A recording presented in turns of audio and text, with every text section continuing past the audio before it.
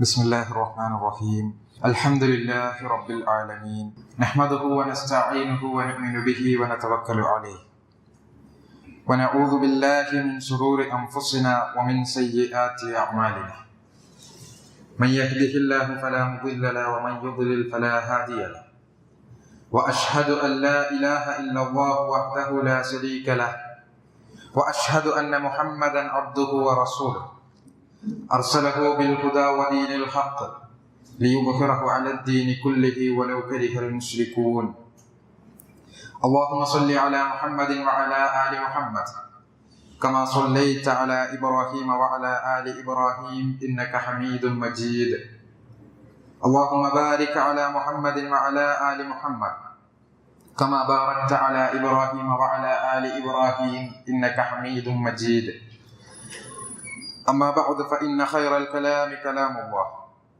وخير الهدي هدي محمد صلى الله عليه وسلم وشر الأمور محدثاتها وكل محدثة بدعة وكل بدعة ضلالة وكل ضلالة في النار أعوذ بالله من الشيطان الرجيم يا أيها الذين آمنوا اتقوا الله حق تقاته ولا تموتن إلا وأنتم مسلمون يا أيها الذين آمنوا كتب عليكم الصيام كما كتب على الذين من قبلكم لعلكم تتقون ബഹുമാന്യരായ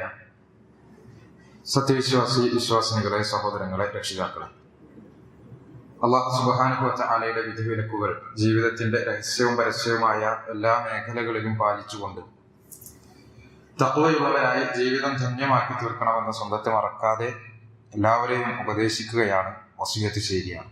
റബ്ബ് സുബ്ഹാനഹു വ തആല മുത്തഖീങ്ങളും സ്വാലിഹീങ്ങളുമായ അവന്റെ ദാസന്മാരിൽ നമ്മെ എല്ലാവരെയും ഉൾപ്പെടുത്തി അനുഗ്രഹിക്കുമാറാകട്ടെ.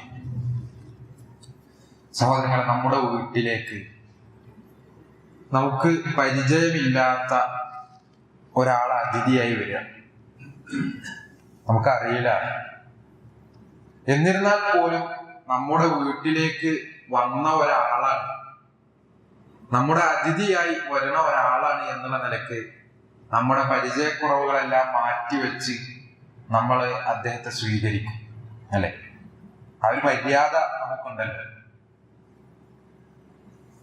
എന്നാൽ നമുക്ക് പരിചയമുള്ള, നമുക്ക് ഏറെ സ്നേഹവും ആദരവും ഒക്കെ ഉള്ള ഒരാളാണെങ്കിലും സ്വാഭാവികമായും നമ്മുടെ തയ്യാറെടുപ്പുകൾ, നമ്മുടെ ഒരുക്കങ്ങൾ അതൊക്കെ അതിനനുസരിച്ച് കൂടുതൽ മുന്തിയതാണ്. നമ്മുടെ സ്നേഹവും ആദരവും എല്ലാം നമ്മുടെ ഒരു ആതിഥ്യത്തിൽ അതിൽ നിഴലിച്ചു കാണും. സഹോദരങ്ങളെ, അല്ലാഹു സുബ്ഹാനഹു വ തആല ആദരിച്ച ഒരു അതിഥി നമ്മളിലേക്ക് വന്നെത്തിയിരിക്കുകയാണ്. അതെന്താണ്? പരിശുദ്ധ റമളാനാണ്. ആ റമളാനിലെ നോമ്പാണ്. ആ അതിഥിയെ സ്വീകരിക്കുന്ന വിഷയത്തിൽ നമ്മൾ എത്രമാത്രം ശ്രദ്ധ പുലർത്തുന്നുണ്ട് എന്നുള്ളത് വളരെ ഗൗരവമായ ഒരു ചോദ്യമാണ്. ഓരോ വിശ്വാസിനിയും അവനവനോട് ചോദിക്കേണ്ടുന്ന ഒരു ചോദ്യമാണ്. നമ്മളെ സംബന്ധിച്ചിടത്തോളം അള്ളാഹു ആദരിച്ചതിനെ ആദരിക്കുകയും അള്ളാഹു ഇഷ്ടപ്പെട്ടതിനെ ഇഷ്ടപ്പെടുകയും അതുപോലെ തന്നെ കൽപ്പിക്കപ്പെട്ട രൂപത്തിലെല്ലാം ഇടപെടുകയും ചെയ്യേണ്ട ആളുകളാണ് നമ്മൾ. അള്ളാഹു പരിശുദ്ധ റമളാനിനും അതിലെ നോമ്പിനുമെല്ലാം നൽകിയിട്ടുള്ള ഫളായിലുകൾ അത് എത്ര വർണ്ണിച്ചാലും തീരാത്തത്. എങ്കിൽ ആ നോമ്പിന്റെ വിഷയത്തിൽ നമ്മുടെ നിലപാട് എന്താണ്? റമളാനിനെ സ്വീകരിക്കുന്ന വിഷയത്തിൽ നമ്മുടെ നിലപാട് എന്താണ്? ഇന്ന് നാട്ടിൽ നോക്കിക്കഴിഞ്ഞാൽ, ഉമ്മത്തിൽപ്പെട്ട ആളുകളെ തന്നെ നോക്കിക്കഴിഞ്ഞാൽ, റമളാൻ വരുമ്പോൾ ഓരോരുത്തരും ഓരോ മാനസികാവസ്ഥയിലാണ്. ചില ആളുകൾ ഒരു വിമുഖതയോടുകൂടിയാണ് റമളാൻ വരുമ്പോ, അല്ലെ, ഒരു പ്രയാസം, ഇപ്പൊ ഒരു മാസം ഇങ്ങനെ പട്ടിണി കിടക്കണം എന്നുള്ള ആ ഒരു വെറുപ്പോടുകൂടി നോമ്പിനെ നോക്കിക്കാണുന്നയാള്. വേറെ ചില ആളുകളാകട്ടെ, എന്താണോ നോമ്പിന്റെ ലക്ഷ്യം അതിൽ നിന്ന് നേരെ വിപരീതമായിക്കൊണ്ട് കുറെ ഭക്ഷണം കഴിക്കാമെന്നുള്ളതാണ് ചില ആളുകൾ വിചാരം. ഭക്ഷണം ഒഴിവാക്കാൻ പറഞ്ഞെടുത്ത് ആ പകൽ സമയമൊക്കെ നമ്മളിങ്ങനെ ക്ഷമിച്ച് സഹിച്ച് നിൽക്കും. പക്ഷെ നോമ്പ് തുറക്കുമ്പോഴും അതല്ലാത്ത സമയത്തൊക്കെ ആയിട്ട് അങ്ങേയറ്റത്തെ ആർഭാടത്തിലേക്ക് പോകുന്ന, പലപ്പോഴും ഭക്ഷണം അത് വേസ്റ്റാക്കി കളയുന്ന ഒരു അവസ്ഥയാണ് ഇന്ന് നമ്മൾ കണ്ടുകൊണ്ടിരിക്കുന്നത്. അങ്ങനെ നോക്കുന്ന ചില ആളുകളുണ്ട്. വേറെ ചില ആളുകളാകട്ടെ അവരിങ്ങനെ ഭക്ഷണ വസ്തുക്കളായാലും അതുപോലെ തന്നെ പെരുന്നാളൊക്കെ വരുമ്പോ വസ്ത്രവും മറ്റുള്ള സംഗതികളും അതിന്റെ ഒരു കച്ചവട കണ്ണോടുകൂടി റമദാനിനെ നോക്കുന്നവർ. വേറെയും ചില ആളുകൾ അവർ വിചാരിക്കുന്നത് എന്തായാലും നല്ല കൊളസ്ട്രോൾ ഉണ്ട്, പ്രഷർ ഉണ്ട്, ഷുഗർ ഉണ്ട്, റമദാൻ ഒരു അവസരമാണ്, ഈ റമദാനാകുമ്പോൾ അതൊക്കെ ഒന്നങ്ങണ്ട് ശരിയാക്കണം അല്ലെ, ഭക്ഷണമൊക്കെ ഒന്ന് ക്രമീകരിക്കാൻ അതിനുള്ള ഒരു അവസരമായിട്ട് അങ്ങനെ നോക്കിക്കാണുന്നതാണ്. പല ആളുകളും പല കോലത്തിലാണ് റമദാനിനെ നോക്കിക്കാണുന്നതും അതിനെ വേണ്ടി ഒരുങ്ങുന്നതും. എന്നാൽ എന്താണ് റമദാൻ, എന്താണ് നോമ്പ് കൊണ്ട് യഥാർത്ഥത്തിൽ അല്ലാഹു സുബ്ഹാനഹു വ തആല നമുക്ക് നിർണയിച്ചു തന്നിട്ടുള്ള ലക്ഷ്യങ്ങൾ? നോമ്പ് എങ്ങനെയായിരിക്കണമെന്നാണ് മഹാനായ പ്രവാചകൻ സ്വല്ലല്ലാഹു അലൈഹി വസല്ലമ നമുക്ക് കാണിച്ചു തന്നിട്ടുള്ളത് എന്നുള്ളതൊക്കെ നമ്മൾ പരിശോധിക്കേണ്ടതുണ്ട്. ആ ഒരു ലക്ഷ്യങ്ങൾ മുൻനിർത്തിക്കൊണ്ട് ആ ഒരു അതിന്റെ അന്തസത്ത ഉൾക്കൊണ്ടുകൊണ്ട് നോമ്പ് നോക്കുമ്പോഴാണ് നമ്മുടെ നോമ്പ് അത് അതിന്റെ പൂർണ്ണമായ ഒരു രൂപത്തിലേക്ക് എത്തുകയുള്ളൂ. ഇല്ല എങ്കിൽ വെറും ഒരു പട്ടിണിയായിക്കൊണ്ട് കുറച്ചിങ്ങനെ ദാഹിക്കുന്നു, വിശക്കുന്നു, അങ്ങനെ കുറച്ച് ബുദ്ധിമുട്ടായിട്ട് നമ്മളിങ്ങനെ തള്ളി നീക്കി എന്നുള്ളതിനപ്പുറം നമ്മുടെ നോമ്പ് കൊണ്ട് നമുക്ക് ഒന്നും നേടാൻ കഴിയാത്ത ഒരു അവസ്ഥയുണ്ടാകും. മഹാന്മാരായ പണ്ഡിതന്മാർ, ഉലമാക്കൾ, ഇമാമുമാർ അവരൊക്കെ ആ നിലക്ക് നോമ്പിനെ സംബന്ധിച്ച് പറയുന്നത് നമുക്ക് കാണാൻ സാധിക്കും. ഇമാം ഇബ്നു റജബ് റഹ്മഹുല്ലാഹ് അദ്ദേഹം നോമ്പിനെ കുറിച്ച് വിശദീകരിക്കുന്നിടത്ത് സലഫുകളുടെ സ്വഹാബാക്കളുടെ വരെയും ഖൗലുകളൊക്കെ എടുത്ത് മുന്നിൽ വെച്ചുകൊണ്ട് പറയുന്നത് നമുക്ക് കാണാൻ സാധിക്കും. നോമ്പ് എന്ന് പറയുന്നത് അത് വെറും ഒരു വിശപ്പും ദാഹവുമല്ല. നോമ്പ് എന്ന് പറയുന്നത് വയറിന് മാത്രമുള്ളതല്ല. അങ്ങനെ പട്ടിണി കിടക്കുക എന്നുള്ളത് കൊണ്ട് ഒരാളുടെ നോമ്പ് പൂർത്തിയാവുകയില്ല. നേരെ മറിച്ച് അവന്റെ നോമ്പ് എന്ന് പറയുന്നത് അവന്റെ നാവിലുള്ളതാണ്, അവന്റെ നോമ്പ് എന്ന് പറയുന്നത് അവന്റെ കണ്ണിനുള്ളതാണ്, അവന്റെ കാതുകൾക്കുള്ളതാണ്, അവന്റെ ഹൃദയത്തിനുള്ളതാണ്, അവന്റെ ശരീരത്തിലെ എല്ലാ അവയവങ്ങൾ കൊണ്ടും മനസ്സാ വാച കർമ്മണ ആ നോമ്പിന്റെ ചൈതന്യം അത് നിഴലിച്ചു നിൽക്കേണ്ടതുണ്ട് എന്നവര് പറയുകയാണ്. എത്രത്തോളം എന്ന് വെച്ചാൽ അയൽവാസിയോടുള്ള പെരുമാറ്റത്തിൽ പോലും നോമ്പുണ്ടെന്ന്. നമ്മൾ നോമ്പ് നോറ്റ് നോമ്പുകാരാണെന്ന് പറഞ്ഞു നടക്കുക, എന്നിട്ട് അയൽവാസിയെ ചീത്ത വിളിക്കുന്നു, അവന് പ്രയാസം ഉണ്ടാക്കുന്നു, അവൻ ഉപദ്രവിക്കുന്നുവെങ്കിൽ ആ നോമ്പ് നോമ്പല്ല എന്നാണ് ഇമാം ഇബ്നു റജബ് റഹ്മഹുല്ലാഹ് അദ്ദേഹം നമുക്ക് പഠിപ്പിച്ചു തരുന്നത്. സഹോദരങ്ങളെ, അതുകൊണ്ട് നോമ്പ് എന്താണ് എന്നുള്ളത് കൃത്യമായി ഉൾക്കൊണ്ട് ബോധ്യപ്പെട്ടുകൊണ്ട് ആ നോമ്പിലേക്ക് നമ്മൾ പ്രവേശിക്കേണ്ടതുണ്ട്. ഏതാനും ദിവസങ്ങൾ കഴിഞ്ഞുപോയി, വളരെ പെട്ടെന്നാണ് സമയം മുന്നോട്ട് പോയിക്കൊണ്ടിരിക്കുന്നത്. ഇനിയുള്ള ദിവസങ്ങളെങ്കിലും നമുക്ക് ഉപയോഗപ്പെടുന്ന രൂപത്തിൽ കൃത്യമായി നല്ലൊരു പ്ലാന് തയ്യാറാക്കിക്കൊണ്ട് തന്നെ നമ്മൾ നോമ്പിനെ നോക്കിക്കാണേണ്ടതുണ്ട്. സഹോദരങ്ങളെ, എന്താണ് അല്ലാഹു സുബ്ഹാനഹു വ തആല നമുക്ക് നിർണയിച്ചു തന്നിട്ടുള്ള ലക്ഷ്യങ്ങൾ? എന്താണ് നോമ്പ് കൊണ്ട് ഉദ്ദേശിക്കപ്പെടുന്നത്? ആ ഉദ്ദേശങ്ങൾ പൂർത്തീകരിക്കാൻ കഴിയുന്നില്ലെങ്കിൽ നമ്മൾ നോമ്പിനെ, റമദാനിനെ നിന്ദിക്കുന്ന ഒരു അവസ്ഥയാണ് ഉള്ളത് എങ്കിൽ സഹോദരങ്ങൾ, അല്ലാഹു നമ്മളെയും നിന്ദിക്കും. അതാണല്ലോ പ്രവാചകൻ സല്ലല്ലാഹു അലൈഹി വസല്ലമയുടെ ഒരു ഹദീസ് നമുക്ക് കാണാൻ സാധിക്കും. ജിബ്രീൽ അലൈഹി സ്വലാത്തു വസ്സലാമിന്റെ ഒരു പ്രാർത്ഥനയും പ്രവാചകൻ അതിന് ആമീൻ പറയുന്ന സന്ദർഭവും വളരെ കൃത്യമായി ഹദീസുകൾ രേഖപ്പെടുത്തിയിരുന്നു. പ്രവാചകൻ മിമ്പറിലേക്ക് കയറുമ്പോ 3 തവണ ആമീൻ ആമീൻ ആമീൻ എന്നിങ്ങനെ പറയണം. അപ്പൊ ഖുത്ബ കഴിഞ്ഞപ്പോ സ്വഹാബാക്കൾ പ്രവാചകനോട് ചോദിച്ചു, ഇതെന്താണ് പതിവില്ലാത്ത ഒരു ആമീൻ? എന്താണ് പ്രവാചകനെ താങ്കൾ ആമീൻ പറയാനുള്ള കാരണം? ആ പ്രവാചകൻ സല്ലല്ലാഹു അലൈഹി വസല്ലമ ജിബ്രീൽ അലൈഹി സ്വലാത്തു വസ്സലാം വന്നതായും അവിടുന്ന് 3 പ്രാർത്ഥനകൾ നിർവഹിച്ചതായും അതിനാണ് താൻ ആമീൻ പറഞ്ഞത് എന്നുള്ളത് വിശദീകരിച്ചു കൊടുക്കണം. അതിലൊരു പ്രാർത്ഥന റമദാനുമായി ചേർത്ത് വെച്ചുള്ളതാണ്.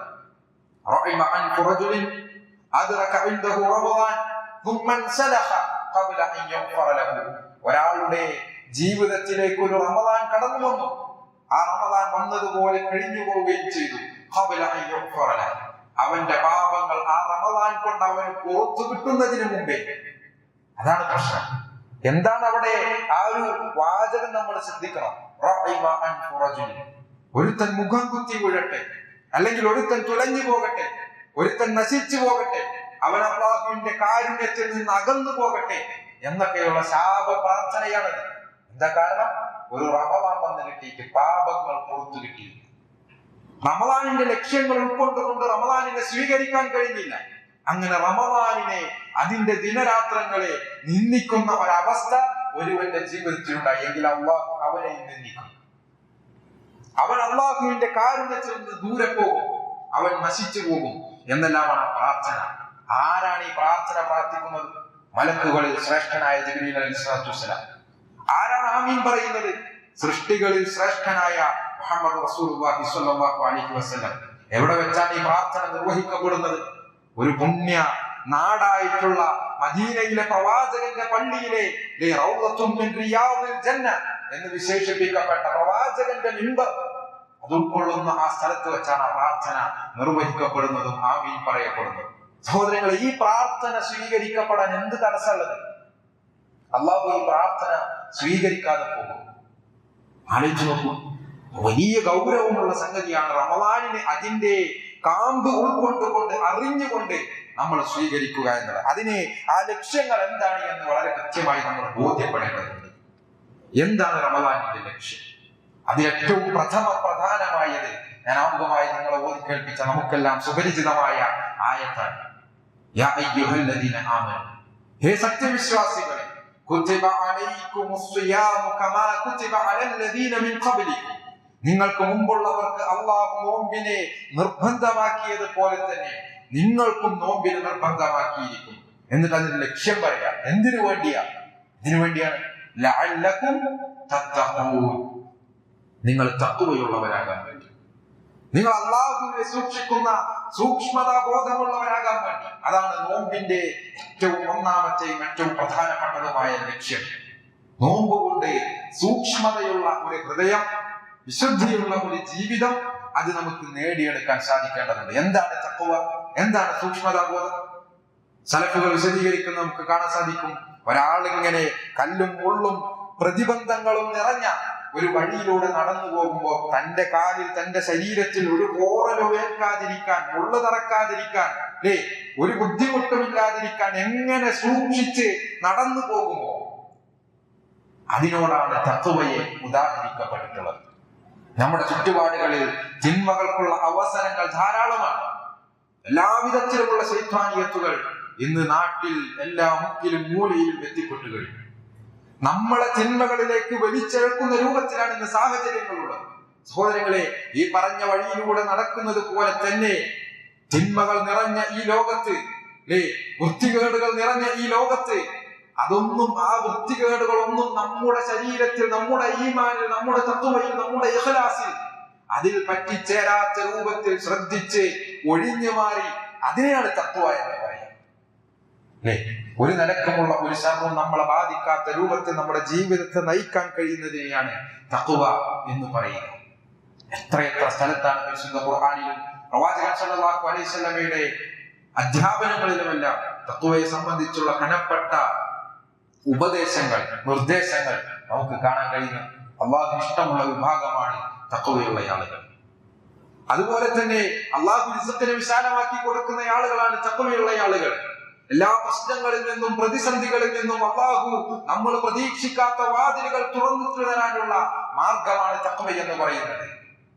ആ തഖ്വ നേടിയെടുക്കാൻ വേണ്ടിയുള്ള പരിശീലന കളരിയാണ് പരിശുദ്ധ റമളാനും അതിലെ നോമ്പും എന്ന് പറയുന്നത്. ആ നിലക്ക് റമളാനിനെ തഖ്വ നേടിയെടുക്കാൻ വേണ്ടി ഉപയോഗപ്പെടുത്താൻ നമുക്ക് സാധിക്കണം. അതാണ് റമളാനിന്റെ ഒരു ലക്ഷ്യം. മറ്റൊരു ലക്ഷ്യം എന്ന് പറയുന്നത്, സഹോദരങ്ങളെ, റമളാൻ വന്നെത്തിയിട്ട് നേരത്തെ പറഞ്ഞല്ലോ, പാപങ്ങൾ പുറത്തു കിട്ടാത്ത ഒരുവൻ നശിച്ചു. അങ്ങനെയെങ്കിൽ റമളാനിന്റെ മറ്റൊരു ലക്ഷ്യം പാപമോചനം നേടാൻ സാധിക്കുക എന്നതാണ്. റമളാനിന്റെ ദിനരാത്രങ്ങളിലൂടെ കടന്നു പോകുമ്പോൾ നമ്മുടെ ജീവിതത്തിൽ അറിഞ്ഞും അറിയാതെയും രഹസ്യമായും പരസ്യമായും ഒക്കെ വന്നു പോയിട്ടുള്ള ചെറുതും വലുതുമായ പാപങ്ങളൊക്കെയും ന്യൂനതകളൊക്കെയും അതൊക്കെയും നമ്മുടെ ജീവിതത്തിൽ നിന്ന് കഴുകിക്കളയുവാനുള്ള ഒരു അവസരമാണ്. അത് ഉപയോഗപ്പെടുത്താൻ നമുക്ക് സാധിക്കേണ്ടതുണ്ട്. നോക്കൂ നിങ്ങൾ, എത്രയെത്ര ഹദീസുകളാണ് ഈ വിഷയത്തിലുള്ള. റമളാനിനെ, നോമ്പിനെയൊക്കെ പാപബോധനവുമായി കൂട്ടിച്ചേർത്ത് വെച്ചുകൊണ്ട് പ്രവാചകൻ സല്ലല്ലാഹു അലൈഹി വസല്ലം പഠിപ്പിക്കുന്നു. മൻ സ്വാമ റമളാന ഈമാനൻ വഹ്തിസാബൻ ഗുഫിറ ലഹു മാ തഖദ്ദമ മിൻ ദംബി. മൻ ഖാമ റമളാന ഈമാനൻ വഹ്തിസാബൻ ഗുഫിറ ലഹു മാ തഖദ്ദമ മിൻ ദംബി. മൻ ഖാമ ലൈലത്തുൽ ഖദ്രി ഈമാനൻ വഹ്തിസാബൻ ഗുഫിറ ലഹു മാ തഖദ്ദമ മിൻ ദംബി. ഈമാനോടുകൂടി അതുപോലെ തന്നെ പ്രതിഫലം ആഗ്രഹിച്ചുകൊണ്ട് അള്ളാഹുവിന് വേണ്ടി റമളാനിൽ നോമ്പനുഷ്ഠിക്കുന്നവൻ, രാത്രി നിന്ന് നമസ്കരിക്കുന്നവൻ, ലൈലത്തുൽ ഖദ്റിന്റെ രാത്രിയിൽ നിന്ന് നമസ്കരിക്കുന്നവൻ, അവനക്കുള്ള മെച്ചം എന്താണെന്ന് പറഞ്ഞത്. ജീവിതത്തിൽ മുമ്പ് കഴിഞ്ഞു പോയ പാപങ്ങളൊക്കെ അല്ലാഹു പുറത്തു തരുമെന്ന് വേറൊരു ഹദീസിൽ പ്രവാചകൻ സല്ലല്ലാഹു അലൈഹി വസല്ലം പറയുന്നത് നമുക്ക് കാണാൻ സാധിക്കും. അസ്സലവാത്തുൽ ഖംസ് വൽ ജുമുഅത്തു ഇലൽ ജുമുഅ വറമളാൻ ഇലാ റമളാൻ മുകഫിറാത്തുൻ മാ ബൈനഹുന്ന ഇസജ്തനബൽ കബായിർ. ഒരാൾ ജീവിതത്തിൽ വൻപാപങ്ങളൊന്നും ചെയ്യാതെ എന്നാൽ ഒരുപാട് ചെറുപാപങ്ങൾ ജീവിതത്തിൽ വന്നു പോവുകയും ചെയ്യുന്നു. അല്ലെ, നമ്മളൊക്കെ മനുഷ്യന്മാരാണ്. കുല്ലു ബനി ആദം ഖത്താ, ആദം സന്തതികളൊക്കെ പിഴവുകൾ പറ്റിപ്പോകുന്നവരാണ്. അത് നമ്മുടെ പ്രകൃതത്തിന്റെ ഭാഗമാണ്. അങ്ങനെ വന്നു പോകുന്ന വലിയ പാപങ്ങളൊക്കെ മാറ്റി നിർത്തിയ മുഴുവൻ അവന്റെ ജീവിതത്തിൽ വന്നു പോകുന്ന ചെറുപാപങ്ങളുണ്ടല്ലോ, അത് 5 നേരത്തെ നമസ്കാരങ്ങൾ കൊണ്ട് അള്ളാഹു പുറത്തു കൊടുക്കുമെന്നാണ്. അതുപോലെ തന്നെ ഒരു ജുമുഅ മുതൽ അടുത്ത ജുമുഅ വരെയുള്ള സമയം കൊണ്ട് അള്ളാഹു പുറത്തു കൊടുക്കുമെന്നാണ്. ഒരു റമളാൻ മുതൽ അടുത്ത റമളാൻ വരെയുള്ള സമയം കൊണ്ട് അള്ളാഹു പുറത്തു കൊടുക്കുമെന്നാണ്.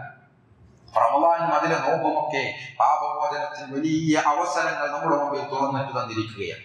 അതിനെ ഉപയോഗപ്പെടുത്താനും നഷ്ടക്കാരിൽ നിന്ന് രക്ഷപ്പെടുന്ന പാപസുരക്ഷിതരായി തീരുന്ന റമളാൻ കഴിയുമ്പോഴേക്ക് ഒരു പിഞ്ചു കുഞ്ഞിന്റെ ഒരു ഫിത്റത്തിലേക്ക് നമ്മൾ മാനസികമായി എത്തിച്ചേരുന്ന കളങ്കരഹിതമായ ഒരു ജീവിതത്തിന്റെ വഴിയിലേക്ക് എത്തിച്ചേരുന്ന അവസ്ഥ റമളാൻ കൊണ്ട് നേടിയെടുക്കാൻ സാധിക്കേണ്ടതുണ്ട്.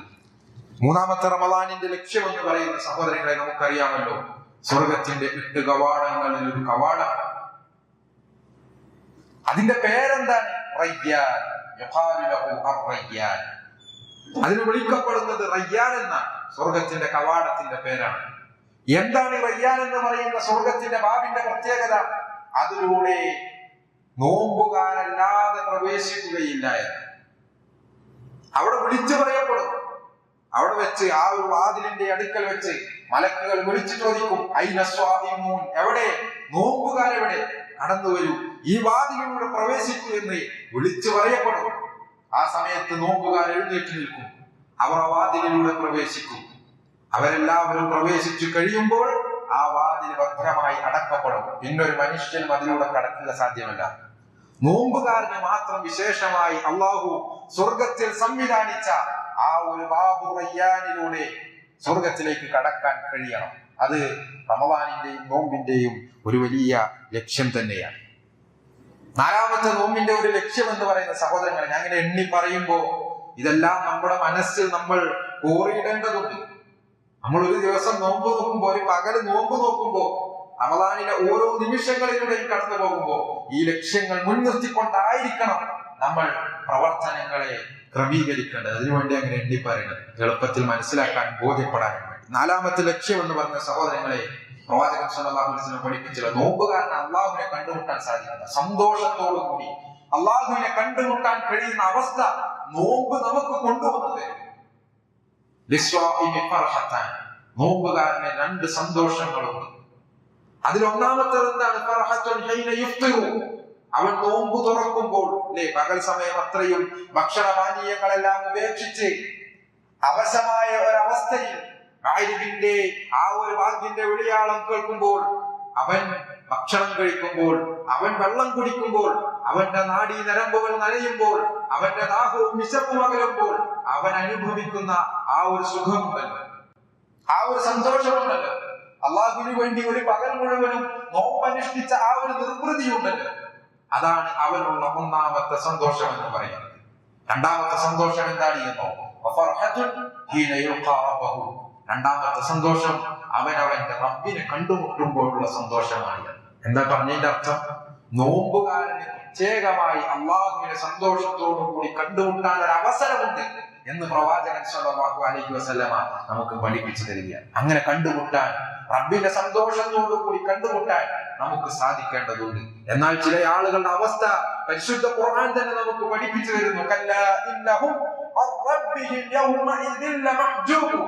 ചില ആളുകളുണ്ട്, അവർ അന്നേ ദിവസം, അഥവാ എല്ലാവരും അള്ളാഹുവിന്റെ മുന്നിൽ എഴുന്നേറ്റ് നിൽക്കുന്ന ആ ഒരു ദിവസമുണ്ടല്ലോ, അന്ന് ചില ആളുകൾ അവരുടെ റബ്ബിൽ നിന്ന് മറയിട്ട് മാറ്റി നിർത്തപ്പെടും. അവർക്ക് അള്ളാഹുവിനെ കാണാൻ കഴിയില്ല. ആ ഒരു സന്തോഷം അവർക്ക് ആസ്വദിക്കാൻ കഴിയില്ല.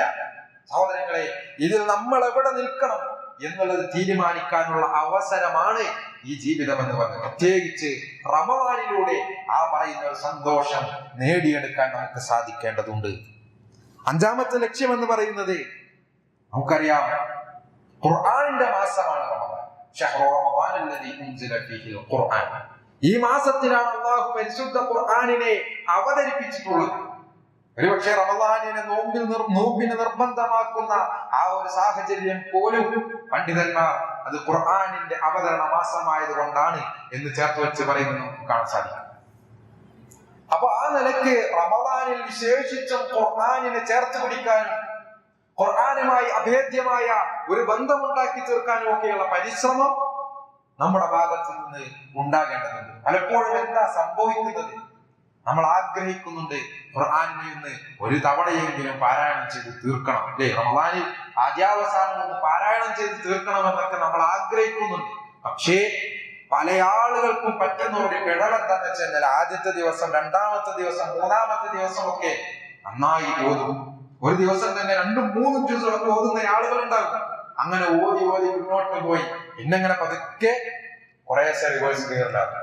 പിന്നെങ്ങനെ പിന്നാക്കം നമ്മളിങ്ങനെ വിചാരിക്കും, ഇപ്പൊ കുറച്ച് മുമ്പിലാണല്ലോ, ഇനിയിപ്പോ ഒന്ന് സ്ലോ ആയാലും കുഴപ്പമില്ല, അങ്ങനെ വിചാരിക്കും. അങ്ങനെ ഒരാഴ്ച കഴിയും, 10 ദിവസം കഴിയും. അപ്പൊ പതുക്കെ ദിവസത്തിന്റെ എണ്ണം കൂടിയിട്ടുണ്ടാവും, പക്ഷെ ദിവസത്തിന്റെ എണ്ണം പിന്നിലായി. നമ്മളിങ്ങനെ കുറെ കെട്ടിവരഞ്ഞ് നോക്കും.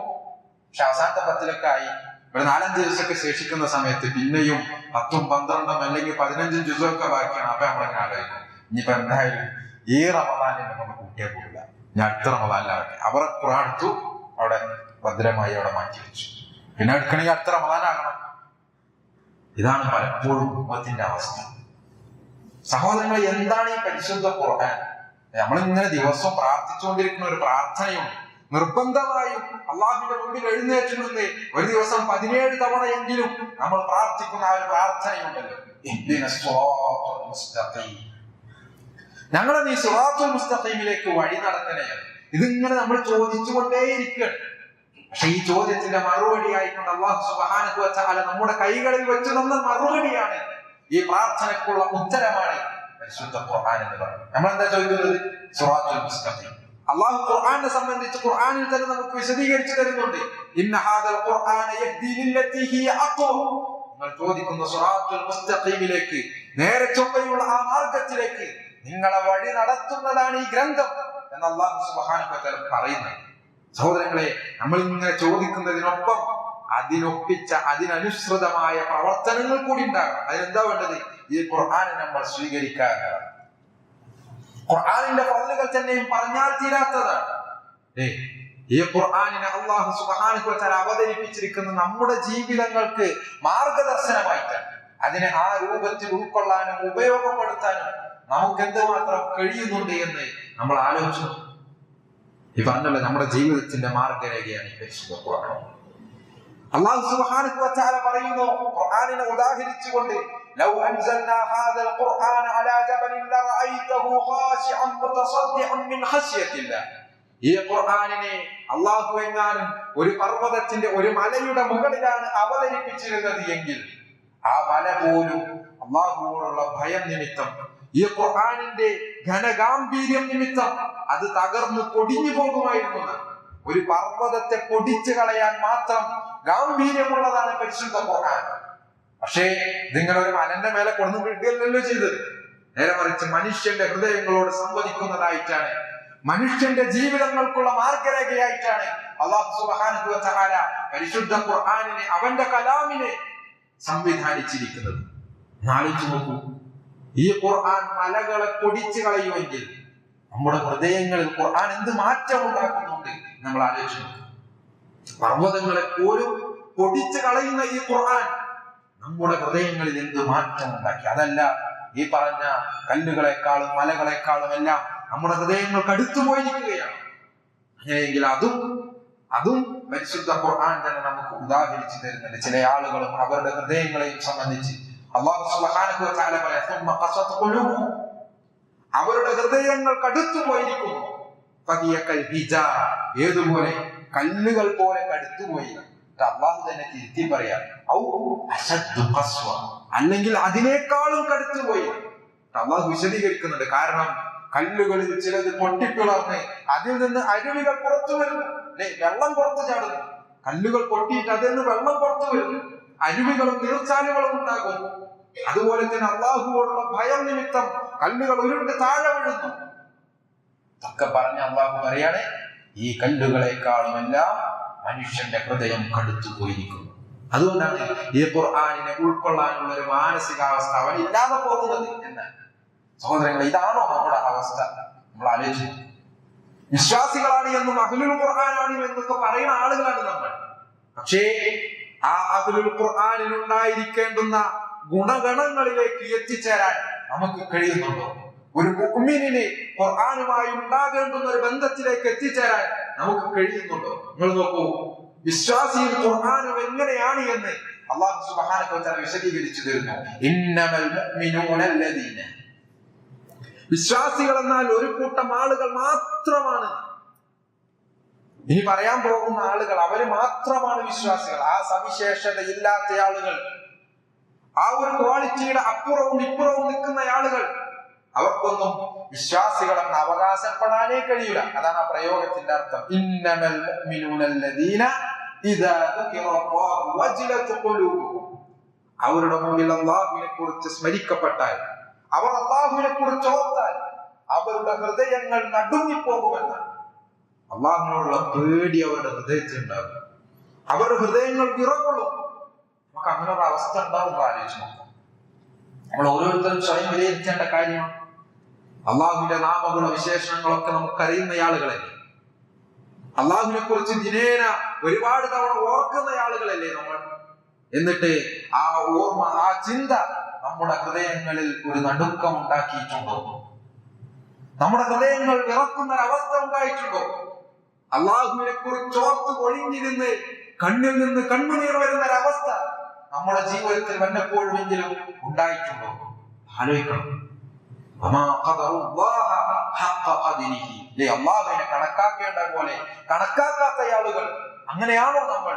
ആലോചിച്ചു. അങ്ങനെയാണ് എങ്കിൽ സഹോദരങ്ങളെ, ഈമാനിന്റെ ഒരു വലയത്തിൽ നിന്ന് നമ്മൾ പുറത്താണ് എന്നാണ് പറഞ്ഞതിന്റെ അർത്ഥം. രണ്ടാമത് എന്താ പറഞ്ഞത്?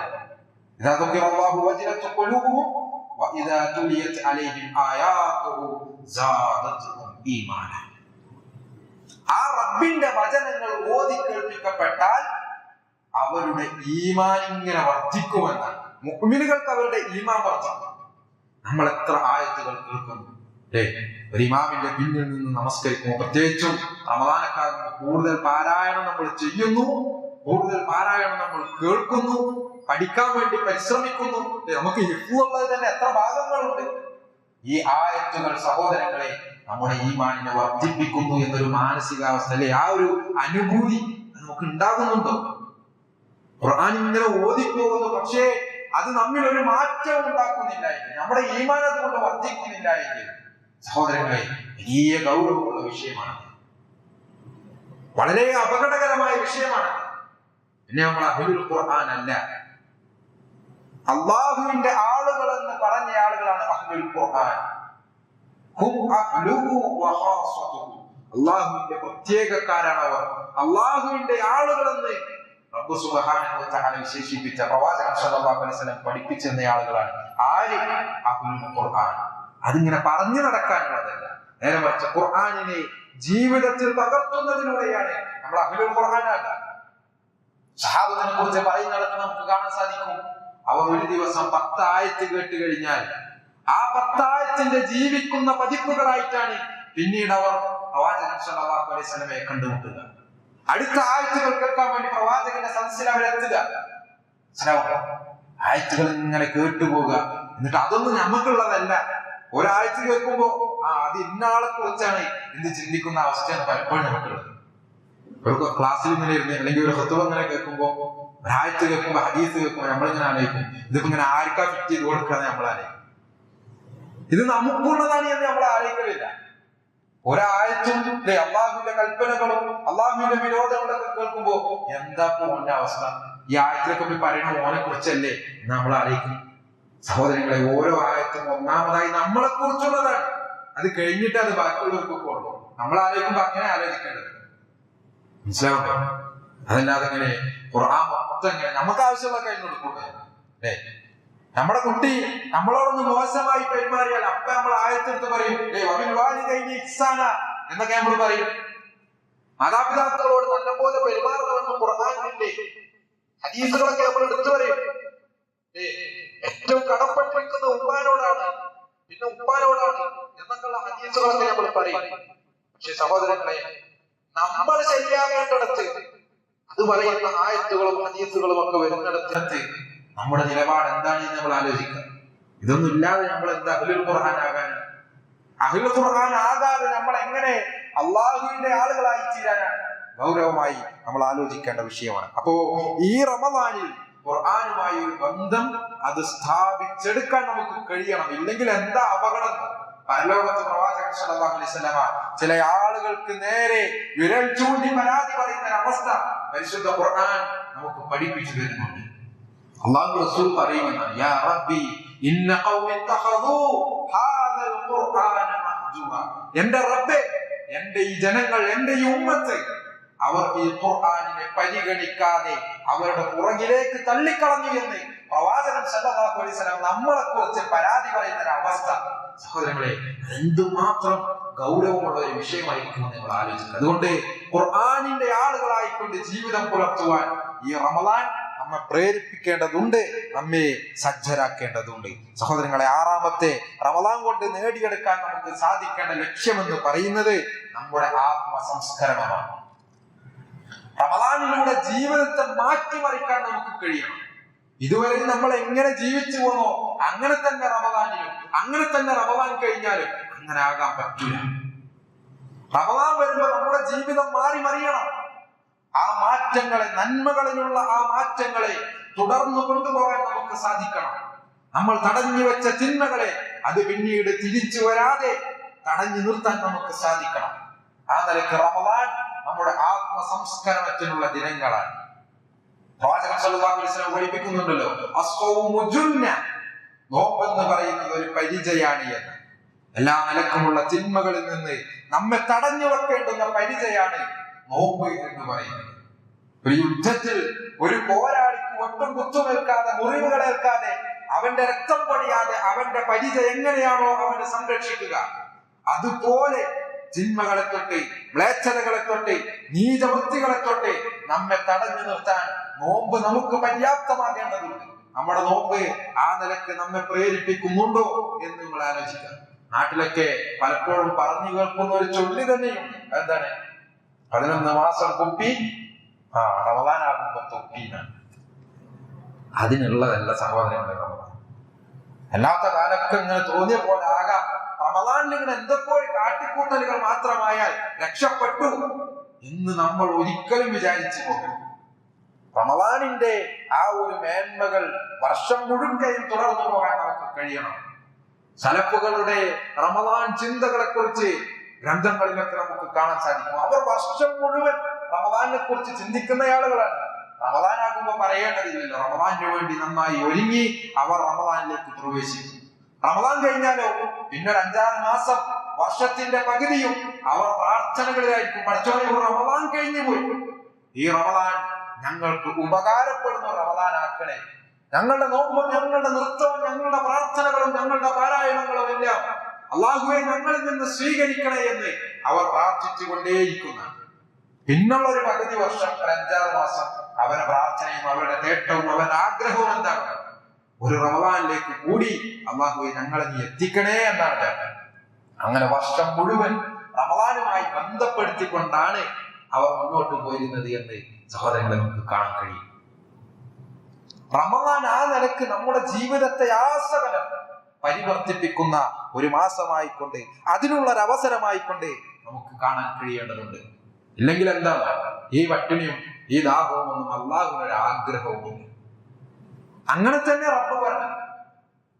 റസൂലിന്റെ ഹദീസ് കാണാം, മല്ലം യദഅ ഖൗല അസ്സൂരി വൽ അമല ബിഹി ഫലൈസ ലില്ലാഹി ഹാജത്തുൻ ഫീ അൻ യദഅ തുആമഹു വശറാബഹു. ഒരു മനുഷ്യൻ നോമ്പ് നോക്കിയിട്ടും അവന്റെ വൃത്തികെട്ട സംസാരങ്ങളും അവന്റെ മോശമായ പ്രവർത്തനങ്ങളും ഒന്നും അവൻ മാറ്റിവെക്കുന്നില്ല. നോമ്പ് വെച്ചിട്ടുണ്ട്, എന്നാലും ആളുകളെ തെറി വിളിക്കുന്നു, ചീത്ത വിളിക്കുന്നു, മോശമായ രൂപത്തിൽ ഇടപെടുന്നു, ആളുകളെ ഉപദ്രവിക്കുന്നു. ഇതൊക്കെ ഇങ്ങനെ നിർബാധം തുടർന്നു കൊണ്ടുപോവുകയും ചെയ്യും. അങ്ങനെയാണെങ്കിൽ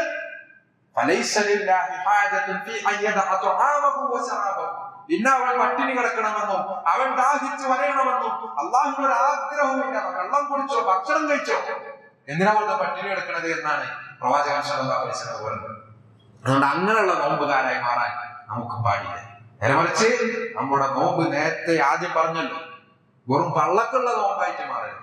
നേരെ മറിച്ച് നമ്മുടെ ചിന്തകൾക്കും നമ്മുടെ പ്രവർത്തനങ്ങൾക്കും നമ്മുടെ സംസാരങ്ങൾക്കും എല്ലാം നോമ്പ് ബാധകമാകുന്ന രൂപത്തിൽ ഉപയോഗപ്പെടുത്താൻ നമുക്ക് കഴിയേണ്ടതുണ്ട്. സഹോദരങ്ങളെ, അടുത്ത ലക്ഷ്യം സ്വർഗത്തിൽ പ്രവേശിക്കാൻ സാധിക്കുക, നരകത്തിൽ നിന്ന് രക്ഷപ്പെടാൻ സാധിക്കുക എന്നുള്ളത്. നമുക്കറിയാലോ, റസൂലുള്ളാഹി സ്വല്ലല്ലാഹു അലൈഹി വസല്ലം പറയുന്നു, ഒരു മനുഷ്യൻ ഒരു പകൽ നോമ്പ് നോറ്റാൽ, ഒറ്റ ദിവസത്തെ നോമ്പിന്റെ കാര്യം, ഒരൊറ്റ ദിവസത്തെ നോമ്പ് കൊണ്ട് ഒരു മനുഷ്യന് നേടാൻ കഴിയുന്ന പ്രതിഫലം എത്ര വലുതാണെന്നോ, അവന് നേടിയെടുക്കാൻ കഴിയുന്ന മെച്ചം എത്ര വലുതാണ്. പ്രവാചകൻ സ്വല്ലല്ലാഹു അലൈഹി വസല്ലം പറയാ, ഒരൊറ്റ ദിവസത്തെ നോമ്പ് കൊണ്ട് ആ മനുഷ്യന്റെ മുഖത്ത് അല്ലാഹു 70 വർഷത്തെ വഴിദൂരം നരകത്തിൽ നിന്ന് അകറ്റും എന്നാണ്.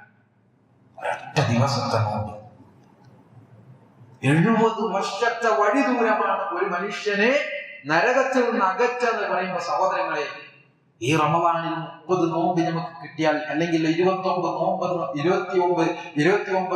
നമുക്ക് കിട്ടിയാൽ, അതുകൊണ്ട് നേടിയെടുക്കാൻ കഴിയുന്ന മെച്ചം, പ്രതിഫലം അത്ര വലുതാണ്.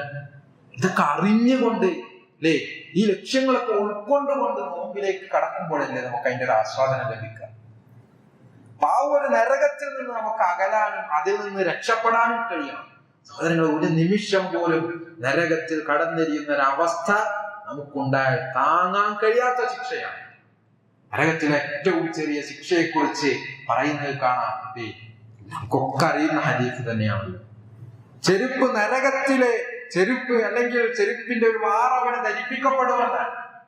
അവന്റെ കാലിന്റെ അടിയിൽ നരകത്തിന്റെ ഒരു കനലങ്ങോട്ട് വെക്കും. ആ വെക്കുന്ന സമയത്ത് അവന്റെ തലച്ചോറ് പോലും തിളച്ചു മറിയും. ആണ് നരകത്തിലെ ഏറ്റവും ചെറിയ ശിക്ഷ. ആ ചെറിയ ശിക്ഷ കിട്ടുന്ന മനുഷ്യൻ വിചാരിക്കുക എന്താണോ, ഈ നരകത്തിലെ ഏറ്റവും വലിയ ശിക്ഷ പടച്ചോനെ നീ എനിക്കാണല്ലോ തന്നത് എന്നാണ് ആ മനുഷ്യൻ ചിന്തിച്ചു പോകും. അത്രയും താങ്ങാനാകാത്ത ശിക്ഷയായിരിക്കും. ഒരു സെക്കൻഡ് നരകത്തിൽ കടക്കേണ്ടി വന്നാൽ സഹോദരങ്ങളെ, നമ്മളിങ്ങനെ സെക്കൻഡ് ഒന്നിങ്ങനെ അല്ലെ, ഒരു ടിക് എന്ന് പറയുന്ന ശബ്ദം, അതിനുള്ളൊരു സമയം അത്ര നമ്മൾ വിചാരിക്കുന്നത്. പക്ഷേ അവിടുത്തെ ഒരു ദിവസം എന്ന് പറയുന്നത് ദുനിയാവിലെ 50,000 വർഷങ്ങൾക്ക് തുല്യമാണ്. ബർസഖ് മുതൽ അങ്ങോട്ട് അങ്ങനെയാണ്. ഒരാൾ മരിച്ചു കഴിഞ്ഞാൽ ബർസഖ് മുതൽ, ഖബർ മുതൽ പിന്നെ അങ്ങനെയാണ്. ഇവിടുത്തെ 50,000 വർഷങ്ങളാണ് അവിടുത്തെ ഒരു ദിവസം. സുബ്ഹാനല്ലാഹ്. അപ്പൊ അവിടെ ഒരു സെക്കൻഡ് കടക്കേണ്ടി വന്നാൽ പോലും അത് തീരാത്ത നഷ്ടമാണ്. അതുകൊണ്ട് ആ നരകത്തിൽ നിന്ന് നമുക്ക് രക്ഷപ്പെടാൻ സാധിക്കും. സ്വർഗത്തിലേക്ക് എത്തിപ്പെടാൻ നമുക്ക് കഴിയണം. നോമ്പ് നമ്മളെ അതിന് പര്യാപ്തമാക്കുക തന്നെ ചെയ്യും. നമ്മുടെ നോമ്പ് ആ നിലക്ക് ഉള്ള നോമ്പാണ് എങ്കിൽ. പ്രവാചകൻ സ്വല്ലല്ലാഹു അലൈഹി വസല്ലം പറയുന്നു, ആതാകും റമളാനുൻ ശഹ്റുൻ മുബാറക്, നിങ്ങൾക്കിതാ റമളാൻ വന്നിരിക്കുന്നു. ശഹ്റുൻ മുബാറക്, അനുഗ്രഹീതമായ ഒരു മാസമാണ് ഈ റമളാൻ. ഫറദല്ലാഹു അസ്സ വജല്ല അലൈക്കും സിയാമഹു, അല്ലാഹു സുബ്ഹാനഹു വ തആല ഈ മാസത്തിൽ നിങ്ങൾക്ക് നോമ്പിനെ നിർബന്ധമാക്കിയിരിക്കുന്നു. തുഫ്തഹു ഫീഹി അബ്വാബുസ് സമാ, ഈ മാസത്തിൽ ആകാശത്തിന്റെ അല്ലെങ്കിൽ സ്വർഗത്തിന്റെ കവാടങ്ങൾ തുറക്കപ്പെടുമെന്ന്. സ്വർഗത്തിലേക്ക് അടുക്കാനുള്ള എല്ലാ അവസരങ്ങളും ഈ റമളാനിൽ നമുക്ക് തുറന്നു കിട്ടുമെന്നാണ്. വതുഅലഖു ഫീഹി അബ്വാബുൽ ജഹീം, അതുപോലെ തന്നെ നരകത്തിന്റെ വാതിലുകൾ ഈ മാസത്തിൽ അടക്കപ്പെടുകയും ചെയ്യും. പിശാചുക്കളുടെ നേതാക്കന്മാരെല്ലാം ഈ മാസത്തിൽ അവർ ബന്ധിക്കപ്പെടുമെന്നാണ്. അത്രയേറെ വലിയ ശ്രേഷ്ഠതകളുള്ള മാസം. അതുകൊണ്ട് സ്വർഗത്തിന്റെ കവാടങ്ങൾ തുറക്കപ്പെടുന്ന ഈ ഒരു മാസത്തെ കൊണ്ട് സ്വർഗത്തിൽ പ്രവേശിക്കാൻ നമുക്ക് സാധിക്കണം. നരകത്തിന്റെ കവാടങ്ങൾ കൊട്ടിയടക്കപ്പെടുന്ന ഈ ഒരു മാസത്തെ കൊണ്ട് നരകത്തിൽ നിന്ന് രക്ഷപ്പെടാൻ നമുക്ക് സാധിക്കേണ്ടതുണ്ട്. എന്നിട്ട് പ്രവാചകൻ സ്വല്ലല്ലാഹു അലൈഹി വസല്ലം പറയുന്നു, ഫീഹി ലൈലത്തുൻ ഖൈറും മിൻ അൽഫി ശഹർ മൻ ഹുരിമ ഖൈറഹാ ഫഖദ് ഹുരിമ. ആ ഒരു മാസത്തിൽ ഒരു ദിവസമുണ്ട്, അല്ലെങ്കിൽ ഒരു രാത്രിയുണ്ട്. ഏതാണ് ആ രാത്രി? ലൈലത്തുൽ ഖദറിന്റെ രാത്രി. 1000 മാസങ്ങളെക്കാളും ശ്രേഷ്ഠമായ രാത്രി. അതാണ് റമളാനിന്റെ അടുത്ത ലക്ഷ്യമെന്ന് പറഞ്ഞത്. ആ ലൈലത്തുൽ ഖദറിന്റെ നേട്ടങ്ങൾ, അതിലെ നന്മകൾ, അതിലെ പുണ്യങ്ങൾ, പ്രതിഫലങ്ങൾ അത് നേടിയെടുക്കാൻ നമുക്ക് കഴിയണം. അത് റമദാനിന്റെ വലിയ ഒരു ലക്ഷ്യം തന്നെയാണ്. മൻ ഹുരിമ ഖൈറഹ, ആരാണോ ആ ഒരു നന്മയിൽ നിന്ന്, ആ ഒരു പ്രതിഫലത്തിൽ നിന്ന്, 1000 മാസങ്ങളെക്കാളും വലിയ ആ ഒരു പ്രതിഫലത്തിൽ നിന്ന് തടയപ്പെടുന്നത്, ഫഖദ് ഹുരിമ, അവൻ പിന്നെ എല്ലാ നന്മകളിൽ നിന്നും തടയപ്പെട്ടു എന്ന്. ആലോചിച്ച് നോക്കൂ നിങ്ങൾ. 1000 മാസം എന്ന് പറഞ്ഞാൽ 153 കൊല്ലം വരും. ഒരു മനുഷ്യന്റെ ആയുഷ്കാലമാണ്. ഒരൊറ്റ രാത്രി കൊണ്ട് അല്ലാഹു സുബ്ഹാനഹു വ തആല നമുക്ക് നൽകുന്നത്. സഹോദരങ്ങളെ, അല്ലാഹുവിന് നമ്മോട് എന്തുമാത്രം സ്നേഹമാണ് എന്ന് ആലോചിച്ച് നോക്കും. നമ്മളെങ്ങനെ ശിക്ഷിക്കാമെന്നല്ല അല്ലാഹു നോക്കുന്നത്, നമുക്കെങ്ങനെ പ്രതിഫലം നൽകാമെന്നാണ് അല്ലാഹു നോക്കുന്നത്. അതിനുള്ള വഴികളാണ് അല്ലാഹു സുബ്ഹാനഹു വ തആല നമുക്ക് മുമ്പിൽ എമ്പാടും തുറന്നു തരുന്നത്. എന്നിട്ടും നന്ദി കെട്ടവനായി ഈ മാർഗങ്ങളെ തിരസ്കരിച്ചുകൊണ്ട് നമ്മൾ മുന്നോട്ട് പോവുകയാണ് എങ്കിൽ സഹോദരങ്ങളെ, ഫഖദ് ഹുരിമ, അവൻ പിന്നെ സകല നന്മകളിൽ നിന്നും തടയപ്പെട്ടവനായി തീരുന്നത്. ഗൗരവമായി നമ്മൾ ആലോചിക്കണം.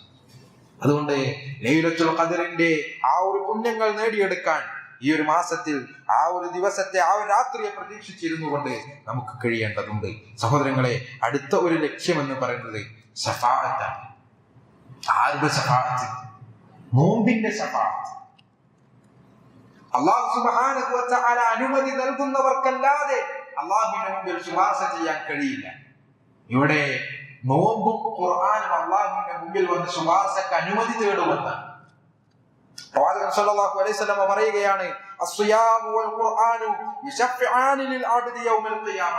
ഖിയാമത്ത് നാളിൽ ഖുർആനും അതുപോലെ തന്നെ നോമ്പും അല്ലാഹുവിങ്കൽ വന്ന് ഒരു അടിമക്ക് വേണ്ടി, ശുപാർശക്ക് വേണ്ടി അവസരം ചോദിക്കും. ഇന്ന അടിമക്ക് വേണ്ടി ശുപാർശ പറയാൻ റബ്ബേ എന്നെ അനുവദിക്കണമെന്ന് നോമ്പ് പറയും, ഖുർആൻ പറയും. എന്നിട്ട് നോമ്പിന്റെ വാക്കുകൾ പറയുകയാണ് പ്രവാചകൻ സല്ലല്ലാഹു അലൈഹി വസല്ലം. യഖൂലു സിയാം ഐ റബ്ബി മനഅതുഹു അത്'ആമ വസ്സഹവ ഫശഫിഅനി ഫീ. നോമ്പ് വന്നിട്ട് അല്ലാഹുവിനോട് പറയുന്നത് എന്താണെന്നോ, എന്റെ റബ്ബേ, ഞാൻ പകൽ സമയത്ത് അവന്റെ ഭക്ഷണപാനീയങ്ങളും അതുപോലെ തന്നെ അവന്റെ ആഗ്രഹങ്ങൾ, അതൊക്കെ ഞാൻ അവന്റെ മേൽ തടഞ്ഞു വെച്ചിട്ടുണ്ട്. എന്നെ നോറ്റുകൂട്ടാൻ വേണ്ടിയാണ് അവൻ അതിൽ നിന്നൊക്കെ മാറി നിന്നത്. അതുകൊണ്ട് അവന് വേണ്ടി നീ എന്റെ ശുപാർശ സ്വീകരിക്കണേ എന്ന് അള്ളാഹുവിനോട് പ്രാർത്ഥിക്കുമെന്നാണ്, അള്ളാഹുവിന്റെ മുമ്പിൽ പറയുമെന്നാണ്. ഖുർആൻ പറയും, അവന്റെ രാത്രിയിലെ ഉറക്കങ്ങൾ ഞാനാണ് തടഞ്ഞു വെച്ചത്. എന്നെ പാരായണം ചെയ്യാൻ വേണ്ടിയാണ് അവൻ രാത്രി ഉറക്കമൊഴിച്ചിരുന്നത്. അതുകൊണ്ട് അവന് വേണ്ടി എന്റെ ശുപാർശ നീ സ്വീകരിക്കണേ എന്ന് പറയും. പ്രവാചകൻ സല്ലല്ലാഹു അലൈഹി വസല്ലം പറയുന്നു, അവർക്ക് രണ്ടു പേർക്കും അവരുടെ ശുപാർശക്ക് അള്ളാഹു അവസരം നൽകും, അവരുടെ ശുപാർശ അള്ളാഹു സ്വീകരിക്കും എന്ന് പ്രവാചകൻ സല്ലല്ലാഹു അലൈഹി വസല്ലം പഠിപ്പിച്ചിരുന്നു. അപ്പൊ നോമ്പ് നമുക്ക് വേണ്ടി ശുപാർശ ചെയ്യും. അവന്റെ നന്മകളെ സ്വീകരിക്കണമെന്നും അവന്റെ പാപങ്ങൾ പൊറുക്കണമെന്നും അവനെ സ്വർഗത്തിൽ പ്രവേശിപ്പിക്കണമെന്നും അവനെ നരകത്തിൽ നിന്ന് രക്ഷപ്പെടുത്തണമെന്നും നോമ്പ് നമുക്ക് വേണ്ടി പറയും. സഹോദരങ്ങളെ, അത് നേടിയെടുക്കാൻ കഴിയുന്നത് ഈ പറഞ്ഞ ലക്ഷ്യങ്ങളൊക്കെ ഉൾക്കൊണ്ടുകൊണ്ട് നോമ്പിനെ സ്വീകരിക്കാൻ കഴിയുന്ന ആളുകൾക്കാണ്. ഈ നിലക്കുള്ള ലക്ഷ്യങ്ങൾ ഒരുപാട് വളരെ പ്രധാനപ്പെട്ടത് മാത്രമാണ് ഈ പറഞ്ഞത്. ഇനിയും ഒരുപാടുണ്ട്. അതൊക്കെ ഉൾക്കൊണ്ടുകൊണ്ട് നോമ്പിലേക്ക് പ്രവേശിക്കുമ്പോഴും നോമ്പിന്റെ ദിനരാത്രങ്ങളെ ഫലപ്രദമാക്കി തീർക്കുമ്പോഴും മാത്രമാണ് ഈ പറഞ്ഞ മെച്ചങ്ങളൊക്കെ നമുക്ക് കിട്ടുക. ഇല്ല എങ്കിൽ വെറും ഒരു പട്ടിണിയും ദാഹവുമായിക്കൊണ്ട് നമ്മുടെ നോമ്പുകൾ മാറിപ്പോകുമെന്ന് വേറൊരു ലക്ഷ്യമായിക്കൊണ്ട് നേരത്തെ പറഞ്ഞ ഇമാം ഇബ്നു റജബ് റഹ്മഹുല്ലാഹ് അദ്ദേഹം തന്നെ വിശദീകരിക്കുന്നത് നമുക്ക് കാണാൻ സാധിക്കും. അദ്ദേഹത്തിന്റെ കിതാബിൽ തന്നെ നമുക്ക് കാണാൻ സാധിക്കും. നോമ്പെന്ന് പറയുന്നത് ദരിദ്രന്റെ ദാരിദ്ര്യത്തെ കുറിച്ച് നമ്മെ ബോധ്യപ്പെടുത്താനുള്ളതാണ്. പ്രയാസപ്പെടുന്നവരുടെ പ്രയാസങ്ങളെ ഉൾക്കൊള്ളാനും അറിയാനും ബോധ്യപ്പെടാനും പട്ടിണി എന്താണ് എന്ന് നമ്മെ അല്ലാഹു സുബ്ഹാനഹു വ തആല ബോധ്യപ്പെടുത്താൻ ചെയ്യും. പട്ടിണി എന്ന് പറയുമ്പോൾ നോമ്പിന്റെ പകലിലെ ഒരു നമ്മുടെ വിശപ്പും ദാഹവും പട്ടിണിയും തമ്മിൽ യഥാർത്ഥത്തിൽ ഒരു ബന്ധമില്ല. കാരണം എന്താ, പട്ടിണി എന്ന് പറഞ്ഞാൽ ശരിക്കും എന്താ, വിശപ്പും പട്ടിണിയും തമ്മിൽ അജഗജാന്തരം വ്യത്യാസമാണ്.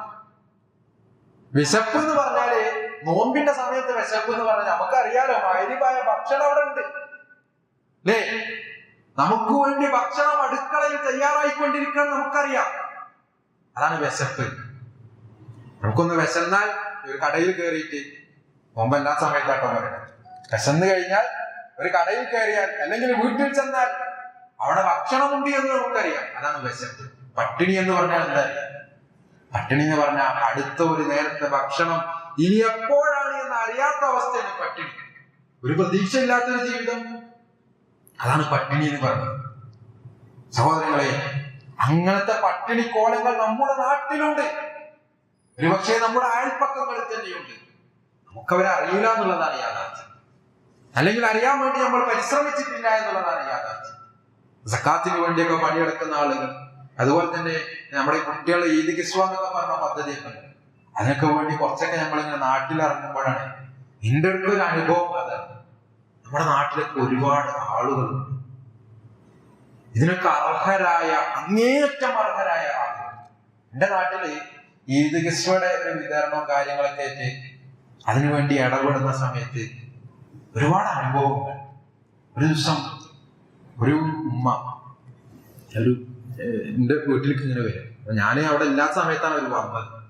ഞാൻ വീട്ടിലേക്ക് കയറി ചെല്ലുമ്പോ അവര് മുമ്പാത്തിരുന്നിട്ട് എൻ്റെ ഉമ്മാനോട് സംസാരിക്കുക. അപ്പൊ അവര് വന്നത് എന്താണ് എന്ന്, അവര് വന്നിട്ട് ഉമ്മാനോട് ചോദിച്ചത്, ഈ കുട്ടികൾക്ക് പെരുന്നാളിന് ഡ്രസ്സ് കൊടുക്കുന്നത് ഇവിടെയാണോ എന്നാ ചോദിക്കുന്നത്. അപ്പൊ ആരോ അങ്ങനെ പറഞ്ഞറിഞ്ഞിട്ട് വന്നതാണ്. അപ്പൊ നമ്മള് പെരേന്ന് കൊടുക്കണ പോലെയാണ് അവര് വന്നിട്ട് ചോദിക്കണത്. അവരെ കാര്യങ്ങളൊക്കെ പറഞ്ഞ് മനസ്സിലാക്കി, ഇങ്ങനെയൊക്കെയാണ് കാര്യം എന്നൊക്കെ പറഞ്ഞ് മനസ്സിലാക്കി. അപ്പൊ 3 കുട്ടികളാണ്, 3 ചെറിയ കുട്ടികളാണ്.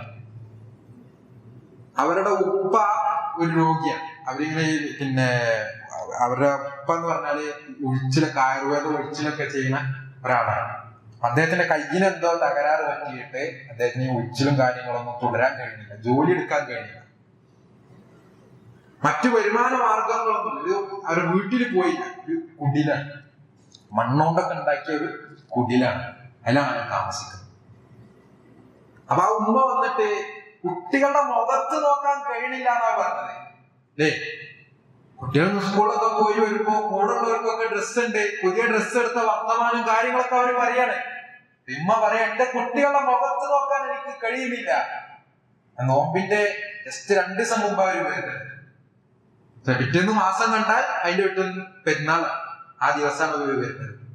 പറയാ എന്തെങ്കിലും ചെയ്യാം. അപ്പൊ നമ്മുടെ കൂപ്പൺ വിതരണ സംഗതിയൊക്കെ കഴിഞ്ഞിട്ടുണ്ട്. എന്നിട്ട് നമ്മൾ എന്ത് ചെയ്തു, ഇങ്ങനെ സോഷ്യൽ മീഡിയയിലൊക്കെ നമ്മൾ എന്ത് ചെയ്തു, ഒരു പോസ്റ്റ് ഇങ്ങനെ ഇട്ടു. അവരുടെ ഒരു ഐഡന്റിറ്റി ഒന്നും വെളിപ്പെടുത്താതെ നമ്മളെ ജസ്റ്റ് ആ സംഭവം ഇട്ടു. സഹോദരങ്ങളെ, ഒരു 30 കുട്ടികൾക്ക് വസ്ത്രം കൊടുക്കാനുള്ള പൈസ ആ ഒരൊറ്റ അറിയിപ്പ് കൊണ്ട് നമ്മളാ ഒരു അനുഭവം ഇങ്ങനെ പങ്കുവെച്ച് പോകുന്നു. ഞാൻ പറഞ്ഞത് അങ്ങനെ കുറെ ആളുകളുണ്ട് നമ്മുടെ ചുറ്റുവട്ടത്ത്. അതുപോലെ തന്നെ ഒരു വീട്ടിൽ ഇതേപോലെ പോയി, ഇവിടെ കുറച്ചൊരു 1.5 കിലോമീറ്റർ അപ്പുറമുള്ള ഒരു വീട്. അവിടെ പോയപ്പോ ആ വീട്ടിന്റെ അവസ്ഥ എന്താ, 2 മുറിയാണ്, താബൂക്ക് വെച്ച് പടുത്ത 2 ചെറിയ മുറിയാണ് അവരുടെ വീട്. ഒരടുക്കള പുറത്താണ്, ബാത്റൂം പുറത്താണ്, ഒക്കെ പുറത്താണ്. ഈ 2 ചെറിയ മുറി, താബൂക്ക് വെച്ച് മേലെ ഒരു ഷീറ്റൊക്കെ മേഞ്ഞ ഒരു ചെറിയ ഒരു വീട്. അതിന്റെ വാതിൽ ഇങ്ങനെ തുറക്കാൻ കഴിയില്ല.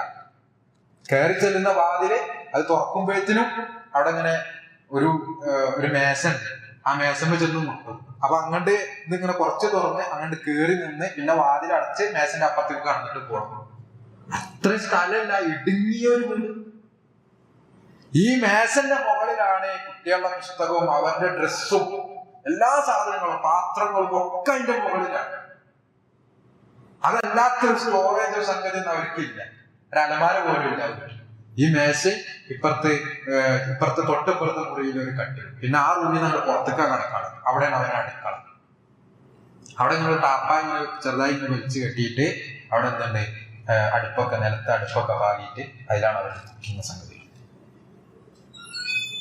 അവിടെ ഇതേപോലെ കൂപ്പും കൊണ്ടുകൊടുക്കാൻ വേണ്ടി പോയതാണ്. 2 കുട്ടികളും ഒരു ഉമ്മയും, ഭർത്താവ് ഉപേക്ഷിച്ച് പോയതാണ്. അവിടെ അങ്ങനെ ചെന്നപ്പോ ഞാന് ആ ഉമ്മയും ചെറിയ 2 മക്കളും മാത്രമല്ല. അപ്പൊ അതുകൊണ്ട് എന്റെ പെങ്ങളെ ഉമ്മാനെ കൂട്ടിയിട്ടാണ് ഞാൻ പോയത്. അപ്പൊ അവരുടെയൊക്കെ വിവരങ്ങളൊക്കെ ഒന്ന് അന്വേഷിക്കും ചെയ്യാന്നുള്ള ഉദ്ദേശിച്ചു. അപ്പൊ ചെന്ന് അവരിങ്ങനെ സ്ഥലമൊന്നുമില്ല. എന്നിട്ട് അവരവിടെ ഇരിക്കും, ഇവിടെ ഇരിക്കുന്ന കട്ടിലുകളൊക്കെ ഇങ്ങനെ ഒക്കെ സാധനങ്ങളൊക്കെ മാറ്റി വെച്ചിട്ട് അവിടെ ഇരിക്കാനൊക്കെ പറഞ്ഞു. അപ്പൊ എന്റെ പെങ്ങൾ അവിടെ ഇരുന്നു. ഒരു ചെറുതാണ്, ഇപ്പൊ പിന്നെ +2 കഴിഞ്ഞ കുറച്ചു കൊല്ലം മുമ്പത്തെ കാര്യമാണ്.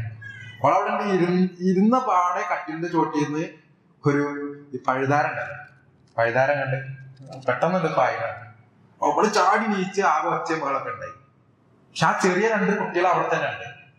ഓളെ തൊട്ടടുത്ത് ഈ ചെറിയ 2 കുട്ടികൾ, ഓളെക്കാൾ എത്രയോ ചെറിയ 2 കുട്ടികൾ, LP സ്കൂളൊക്കെ പഠിക്കുന്ന കുട്ടികൾ. ഒരു ഞാൻ നിസ്സംഗമായിട്ട് അതിനെ നോക്കി നിൽക്കുക. ഒരിക്കലും പേടിയില്ല. ആ അമ്മ പറഞ്ഞ എന്താ അറിയോ, ഇതെന്താ ഇതിലൊക്കെ വെറുതെ ഈ പെരയിൽ ഞങ്ങൾ കാണുന്നുണ്ട്. ഒരടച്ചുറപ്പില്ലാത്തൊരു വീട്, ചിലപ്പോ പാമ്പും ഒക്കെ വരും. മഴക്കാലൊക്കെ ആയ പാമ്പ്, അതിനൊക്കെ പേടിച്ചിട്ടാണ് ഞങ്ങൾ ഇതിൻ്റെ ഉള്ളിലേക്ക് എടുക്കുന്നത്. ഓർക്ക് ഇതൊന്നും ഒരു പേടിയില്ല. ചെറിയ 2 കുട്ടികളുടെ വിവരം അമ്മ പറയാൻ കേൾക്കുമ്പോ നമ്മളിങ്ങനെ ശരിക്കും അവരിലേക്കൊക്കെ എത്രയോ മുമ്പ് നമുക്ക് എത്തിപ്പെടാൻ കഴിയേണ്ടതായിരുന്നുവല്ലോ എന്നാലോചിച്ച് നമ്മളെന്തോ കുറെ ചെയ്യുന്നുണ്ട് എന്നല്ല ഇതൊക്കെ പറയുമ്പോ നമുക്ക് തോന്നല. നേരെ മറിച്ച് നമുക്കൊന്നും ചെയ്യാൻ കഴിയുന്നില്ല എന്നുള്ളതാണ്. ആ വീടിന്റെ അയൽപ്പക്കത്ത് തന്നെയുള്ള ഒരു വീട്, ആ ഉമ്മ എന്നിട്ട് പറഞ്ഞുതരാണ്, ഇവിടെ അങ്ങനെ വേറൊരു സ്ത്രീ ഉണ്ട്, അവർക്കൊരു മോനാണുള്ളത്, ഇന്നെ പോലെ തന്നെ ഭർത്താവ് ഉപേക്ഷിച്ച് പോയതാണ്. അവര് ഈ ബേക്കറി ഉണ്ടാക്കുവാണ്. ബേക്കറി ഉൽപ്പന്നങ്ങളൊക്കെ ഉണ്ടാക്കുന്ന അങ്ങനത്തെ ഒരു ചെറിയ ഫാക്ടറിയിൽ അവർ പണിയെടുത്തത്. ഡിസ്ക് കംപ്ലൈന്റ് ആയിട്ട് ഇപ്പൊ അതിന് പോകാനും കഴിഞ്ഞില്ല. അതുകൊണ്ട് അവർക്കൊരു കുട്ടിയുണ്ട്, എന്റെ കുട്ടികളെ പോലെ തന്നെ ആയിരിക്കും, ഡ്രസ്സും പുറത്തുണ്ടാവില്ല, അവരെ സഹായിക്കാൻ കഴിയുമെന്ന് വെച്ചു. അപ്പൊ തന്നെ നമ്മൾ എന്ത് ചെയ്തു, ലിസ്റ്റിൽ അവരുടെ പേരും കയറ്റി അവരെടുത്ത് പോയപ്പോ അവരെന്താ പറഞ്ഞത്, എന്റെ കുട്ടിക്ക് ഡ്രസ്സ് വേണമെന്നല്ല പറഞ്ഞത്, എത്രയോ പെരുന്നാളുകൾ എന്റെ കുട്ടിക്ക് ഡ്രസ്സ് ഇല്ലാതെ കഴിഞ്ഞു പോയിട്ടുണ്ട്, നമുക്ക് അതൊക്കെ സീലാണ്, അതുകൊണ്ട് കുഴപ്പമില്ല. പക്ഷേ മഴ പെയ്യുമ്പോ എന്റെ കുട്ടിക്ക് ഉറങ്ങാൻ കഴിയുന്നില്ല. ഓല മേഞ്ഞൊരു വീടാണ്, ഓല എന്നോ മേഞ്ഞ ഒരു വീട്, അത് നുരുമ്പി അതിന്റെ ഉള്ളിൽ നിന്ന് മേലക്ക് നോക്കിയാൽ സൂര്യന്റെ വെളിച്ചങ്ങൾ വരുന്ന കാണാൻ കഴിയുന്ന അങ്ങനത്തെ ഒരു വീട്. ആ ഉമ്മ എന്താ ചോദിച്ചതെന്നറിയോ, എന്റെ കുട്ടിക്ക് ഡ്രസ്സ് വേണമെന്നില്ല, ഒരു പഴയ ഫ്ലക്സ് അങ്ങനെ വാങ്ങാൻ കിട്ടുമെന്ന് പറഞ്ഞേക്കാണ്ട് ഒരു പഴയ ഫ്ലക്സ് നിങ്ങൾ സംഘടിപ്പിച്ചാൽ അതൊന്ന് വലിച്ചു കെട്ടിക്കഴിഞ്ഞാൽ മുഖത്ത് വെള്ളം വീഴാതെ ഉറക്കത്തിൽ നിന്ന് ഞെട്ടി എണീക്കാതെ എന്റെ കുട്ടിക്ക് കിടന്നുറങ്ങാൻ കഴിയും, അതിന് പറ്റുമോ എന്നാണ് ചോദിക്കുന്നത്. അൽഹംദുലില്ലാഹ് ഇന്ന് അവർക്ക് അവിടുത്തെ മഹല്ലും അതുപോലെ തന്നെ പുറത്തുള്ള ഈ KMCC ഒക്കെ ഉണ്ടല്ലോ, അവരൊക്കെ ബന്ധപ്പെട്ട് അവർക്ക് അൽഹംദുലില്ലാഹ് ഒരു വീടായി. അള്ളാഹു അതിന്റെ പിന്നിൽ പ്രവർത്തിച്ചവർക്ക് അർഹമായ പ്രതിഫലം നൽകുക. അതേപോലെ നമ്മുടെ തൊട്ടടുത്തുള്ള ഒരു വീട്ടിലെ ഒരു ഉമ്മ, നമ്മളീ റമദാനിന് ഫ്രൂട്ട്സ് ഒക്കെ വാങ്ങും, നമ്മൾ വാങ്ങല് കിലോ കണക്കിനാണ്, 1 കിലോ 2 കിലോ അങ്ങനെയൊക്കെയല്ലേ നമ്മൾ വാങ്ങും. ഒരു ദിവസം ഇതേപോലെ ഇങ്ങനെ കടയിൽ പോയി സാധനം വാങ്ങാൻ വേണ്ടി പോയപ്പോ ഈ ഉമ്മ ഇങ്ങനെ അവിടെ ഇങ്ങനെ കരിഞ്ഞു വെക്കണം. അപ്പൊ നമുക്ക് അറിയുന്ന ആളുകളാണ്, അപ്പൊ നമ്മളെ കണ്ടിട്ടാണോ എന്താണോന്ന് അറിയില്ല. അവരിങ്ങനെ വീഡിയോയിൽ ഇങ്ങനെ ഒരു 4-5 ആളൊക്കെ ഉള്ളു, അവരിങ്ങനെ ഒരു ഭാഗത്ത് ഇങ്ങനെ മൂലയിൽ ഇങ്ങനെ നിൽക്കുകയാണ്. അപ്പൊ ഞാൻ അവരിങ്ങനെ നോക്കി നിൽക്കാം. ഇവര് ആളെ കൊണ്ട് കഴിഞ്ഞപ്പോ ഇവരിങ്ങനെ പതുക്കെ ചെന്നിട്ട് മുസംബി ഒരെണ്ണം എടുത്തിട്ട് പീഡിയക്കാരനോട് ചോദിച്ചു, ഒരെണ്ണത്തിന് എന്താണ് വില എന്ന് ചോദിച്ചു. ആ ഉമ്മാക്ക് 5 മക്കളാണ്, 5 ചെറിയ കുട്ടികളുള്ള വീടാണ്. അവരുടെ ഉമ്മയും ഭർത്താവ് ദീനായിട്ടൊരു ബന്ധമില്ലാത്ത കള്ളൊക്കെ കുറിച്ച് നടക്കണ നാട്ടില് എല്ലാ കശകശകളിലും ഉള്ള ഒരു മനുഷ്യൻ. 5 കുട്ടികളുടെ ഉമ്മ ഒരു മുസംബി എടുത്തിട്ട് പീഡിയക്കാരൻ ഇതിന് എന്ത് വില വരുന്ന ചോദിക്കുന്നത്. പാകല്ലായിട്ടല്ലേ സഹോദരങ്ങളെ ചോദിക്കുന്നത്. ഈ ഒരു മുസംബി കൊണ്ടേ മുറിച്ചിട്ട് ഈ 5 കുട്ടികളെ മുമ്പിൽ വെക്കണ്ട ഉമ്മ ആലോചിച്ച് നോക്കി. നമ്മളെത്ര നശിപ്പിച്ച് കളയും, നമ്മളെത്ര പാഴാക്കി കളയും. ഇങ്ങനത്തെ ജന്മങ്ങൾ നമ്മുടെ ചുറ്റുമുണ്ട്. ഒരിക്കൽ ഷെയ്ഖിന്റെ ഒരു ദർസിൽ ഒരു വീഡിയോ ഉണ്ടെന്ന് പറഞ്ഞിട്ട്, ഞാൻ വീഡിയോ കണ്ടിട്ടില്ല, പക്ഷെ പല ആളുകളും ഷെയർ ചെയ്ത അത് കണ്ടിട്ടൊക്കെ പറഞ്ഞ ആളുകൾ ഒരനുഭവം പറഞ്ഞത് കേട്ടിട്ടുണ്ട്. ഒരു ഷെയ്ഖ് ദർസ് ഇങ്ങനെ എടുക്കാം, റമദാനെ കുറിച്ചാണ് ദർസ്. അപ്പൊ റമദാനെ കുറിച്ചൊക്കെ പറഞ്ഞു, അത്താഴം കഴിക്കുന്നതിന്റെ പ്രാധാന്യവും അത്താഴത്തിന്റെ സമയത്ത് അള്ളാഹു നൽകിയിട്ടുള്ള ബർക്കത്തുകളും സംഗതികളൊക്കെ വിശദീകരിച്ചപ്പോ ഒരു ആഫ്രിക്കൻ വംശജനായ ഒരാള് ഷെയ്ഖിനോട് സംശയം ചോദിക്കണം. ദർസ് കഴിഞ്ഞപ്പോ സംശയം ചോദിക്കണം, ഷെയ്ഖ് ഞങ്ങളുടെ നാട്ടിൽ ഈ അത്താഴം വെള്ളം കുടിച്ചിട്ടെങ്കിലും അത്താഴം കഴിക്കണം എന്നുള്ളതുണ്ടല്ലോ, അത്താഴത്തിന്റെ ഒരു കൂലിക്ക് വേണ്ടി വെള്ളമെങ്കിലും കുടിക്കണം എന്ന് പറയുന്ന അതൊക്കെ പറഞ്ഞപ്പോ ഈ മനുഷ്യൻ എഴുന്നേറ്റ് നിന്ന് ചോദിക്കണം, ഷെയ്ഖ് ഞങ്ങളുടെ നാട്ടിൽ അങ്ങനെ കുടിക്കാനുള്ള നല്ല വെള്ളം പോലും കിട്ടാനില്ല, മലിനമായ വെള്ളം മാത്രമേ നമുക്ക് കിട്ടാറുള്ളൂ. പിന്നെ കിട്ടുന്ന ആളുകളുണ്ട്, വലിയ പൈസക്കാര്, അവർക്കാണ് ഈ പ്യൂരിഫൈഡ് വെള്ളമൊക്കെ കിട്ടുക. ഞങ്ങൾക്ക് അതിന് ഒരു സംവിധാനവുമില്ല. ഞങ്ങൾ എങ്ങനെയാണ് അത്താഴം കഴിക്കുക? ഞങ്ങളുടെ നോമ്പ് അല്ലാഹു സ്വീകരിക്കുമ്പോഴാണ് ചോദ്യം. ആ ശേഖിന് ഉത്തരം പറയാൻ കിട്ടാതെ ശേഖ് പൊട്ടിക്കരഞ്ഞു.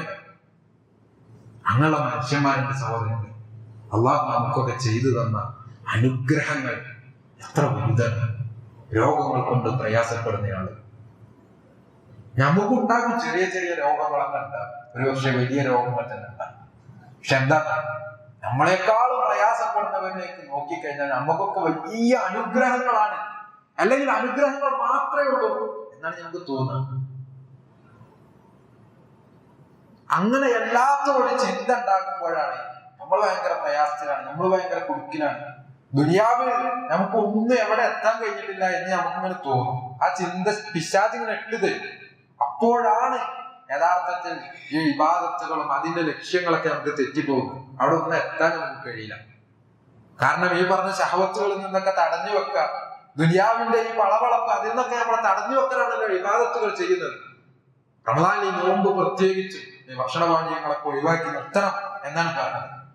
നമുക്ക് ഹലാലായ നമ്മുടെ ഭാര്യയെ പോലും, ആ ഒരു ബന്ധം പോലും റമദാനിന്റെ പകലുകളിൽ വേണ്ട എന്നാണ് പറഞ്ഞത്. എല്ലാ ശഹവത്തുകളിൽ നിന്നും മാറി നിൽക്കണം. പക്ഷേ പിശാചി നമ്മളെ ശഹവത്തുകളിലേക്ക് ഇങ്ങനെ വലിച്ചടുപ്പിക്കും. അവൻ നമ്മുടെ ലക്ഷ്യങ്ങളൊക്കെ തെറ്റിപ്പോകും. ഈ പറഞ്ഞ നോമ്പിന്റെ ലക്ഷ്യങ്ങളൊക്കെ അതൊക്കെ തെറ്റിപ്പോകാൻ നമുക്കുള്ള കാരണം എന്ത്? ദുനിയാവാണ് എല്ലാം എന്ന് വിചാരിക്കുന്നത്.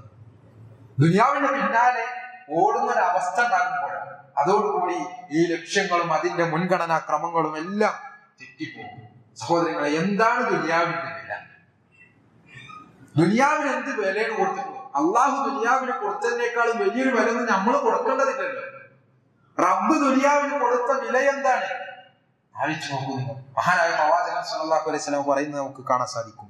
ലൗ കാനത്തി ദുനിയ തഅദിലു ഇൻദല്ലാഹി ജുനാഹ ബഊളത്തിൻ. അല്ലാഹുവിന്റെ അടുക്കൽ ദുനിയാവിന് ഒരു കൊതുകിന്റെ ചിറകിന്റെ വിലയെങ്ങാനും ഉണ്ടായിരുന്നെങ്കിൽ, എന്താ പറഞ്ഞത്? ഒരു കൊതുകിന്റെ ചിറകിന്റെ വിലയെങ്ങാനും ദുനിയാവിന് ഉണ്ടായിരുന്നുവെങ്കിൽ. കൊതുകിന്റെ വില എന്നല്ല പറഞ്ഞത്, ഒരു കൊതുകിന്റെ ചിറകിന്റെ വില എങ്ങാനും ഉണ്ടായിരുന്നെങ്കിലും. എന്താ കൊതുകിന്റെ വില? കൊതുകിന് വില ഇല്ലാന്ന് മാത്രമല്ല, വില കൊടുത്താൽ കൊതുകിനെ ഒഴിവാക്കാനല്ലേ നമ്മൾ നോക്കല്. ഒരു കൊതുക് തിരി വാങ്ങിയിട്ടും അല്ലെങ്കിൽ മറ്റേ ഇങ്ങനെ പ്ലഗ് ചെയ്ത് വെക്കുന്ന ആ മെഷീൻ വാങ്ങിയിട്ടൊക്കെ കൊതുകിനെ തുരത്തണം അല്ലെ, അതിനു വേണ്ടി പൈസ ചെലവാക്കണം എന്നാണ് നമ്മൾ വിചാരിക്കുന്നത്. ഇപ്പൊ കൊതുകിന്റെ വില നെഗറ്റീവാണ്. എന്നാൽ ആ കൊതുകിന്റെ വില എന്നല്ല, കൊതുകിന്റെ ചിറകിന്റെ വില എങ്ങാനും ഈ ദുനിയാവിൽ ഉണ്ടായിരുന്നുവെങ്കിൽ പിന്നെ ഇവിടെ ഒരൊറ്റ കാഫിറിനും, അള്ളാഹുവിനെ ധിക്കരിച്ച് നടക്കുന്ന ഒരൊറ്റ അവിശ്വാസിക്കും ഒരു തുള്ളി വെള്ളം പോലും കിട്ടുമായിരുന്നില്ല. ഒരു തുള്ളി വെള്ളം പോലും, ഒരിറക്ക് വെള്ളം പോലും ഒരൊറ്റ കാഫിറിന് കിട്ടുമായിരുന്നില്ല. അങ്ങനെയാണോ ഇവിടുത്തെ കാര്യം? ദുനിയാവ് അങ്ങനെയാണോ? അല്ലല്ലോ. അള്ളാഹുവിന്റെ അനുഗ്രഹങ്ങൾ എല്ലാവർക്കും വിശാലമാണ്. മഴ പെയ്യുമ്പോ നമ്മൾ വിശ്വാസികളുടെ പറമ്പിൽ മാത്രം ഇങ്ങനെ പെയ്യ, അപ്പുറത്ത് വെയില്, അങ്ങനെ അല്ലല്ലോ. മഴ പെയ്യുമ്പോ എല്ലായിടത്തും പെയ്യും. കുടിക്കാനുള്ള വെള്ളം എല്ലാവർക്കും കിട്ടും, റിസ്ക് എല്ലാവർക്കും കിട്ടും. അതിലേക്ക് ഏറ്റക്കുറച്ചിലുകൾ ഉണ്ടാകും, അത് വേറെ വിഷയമാണ്. അപ്പൊ അങ്ങനല്ല എന്നുള്ളത് എന്താ അർത്ഥമാക്കുന്നത്? അള്ളാഹു ദുനിയാവിന് ഒരു കൊതുകിന്റെ ചിറകിന്റെ വില പോലും കൊടുത്തിട്ടില്ല എന്നാണ് നമുക്ക് ബോധ്യപ്പെടുത്തി തരുന്നത്. പിന്നെ നമ്മള് അതിനേക്കാളും എത്രയോ വലിയ വില ദുനിയാവിന് കൽപ്പിച്ചു നൽകുന്നുവെങ്കിൽ സഹോദരങ്ങളെ, അത് നമ്മുടെ പൊട്ടത്തരം എന്നല്ലാതെ എന്താ പറയാം?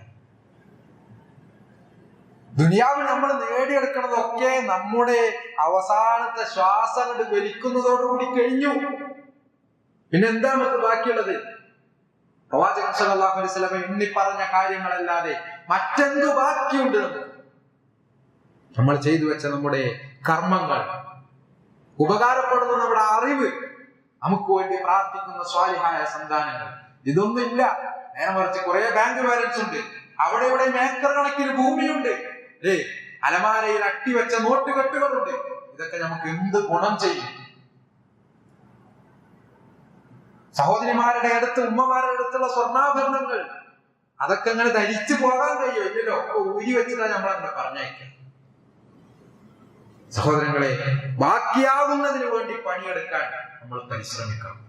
അതിന് നമ്മളെ പ്രേരിപ്പിക്കുകയും അതിനൊരു ഉണർത്തലായി വഹിക്കുകയും ചെയ്യുന്ന അവസരങ്ങളാണ് റമദാൻ പോലുള്ള സംഗതികളൊക്കെ. റമദാൻ കഴിഞ്ഞാൽ എല്ലാവർക്കും ഉണ്ടാകാൻ പോണ ഒരു പരാജയം എന്താണ്?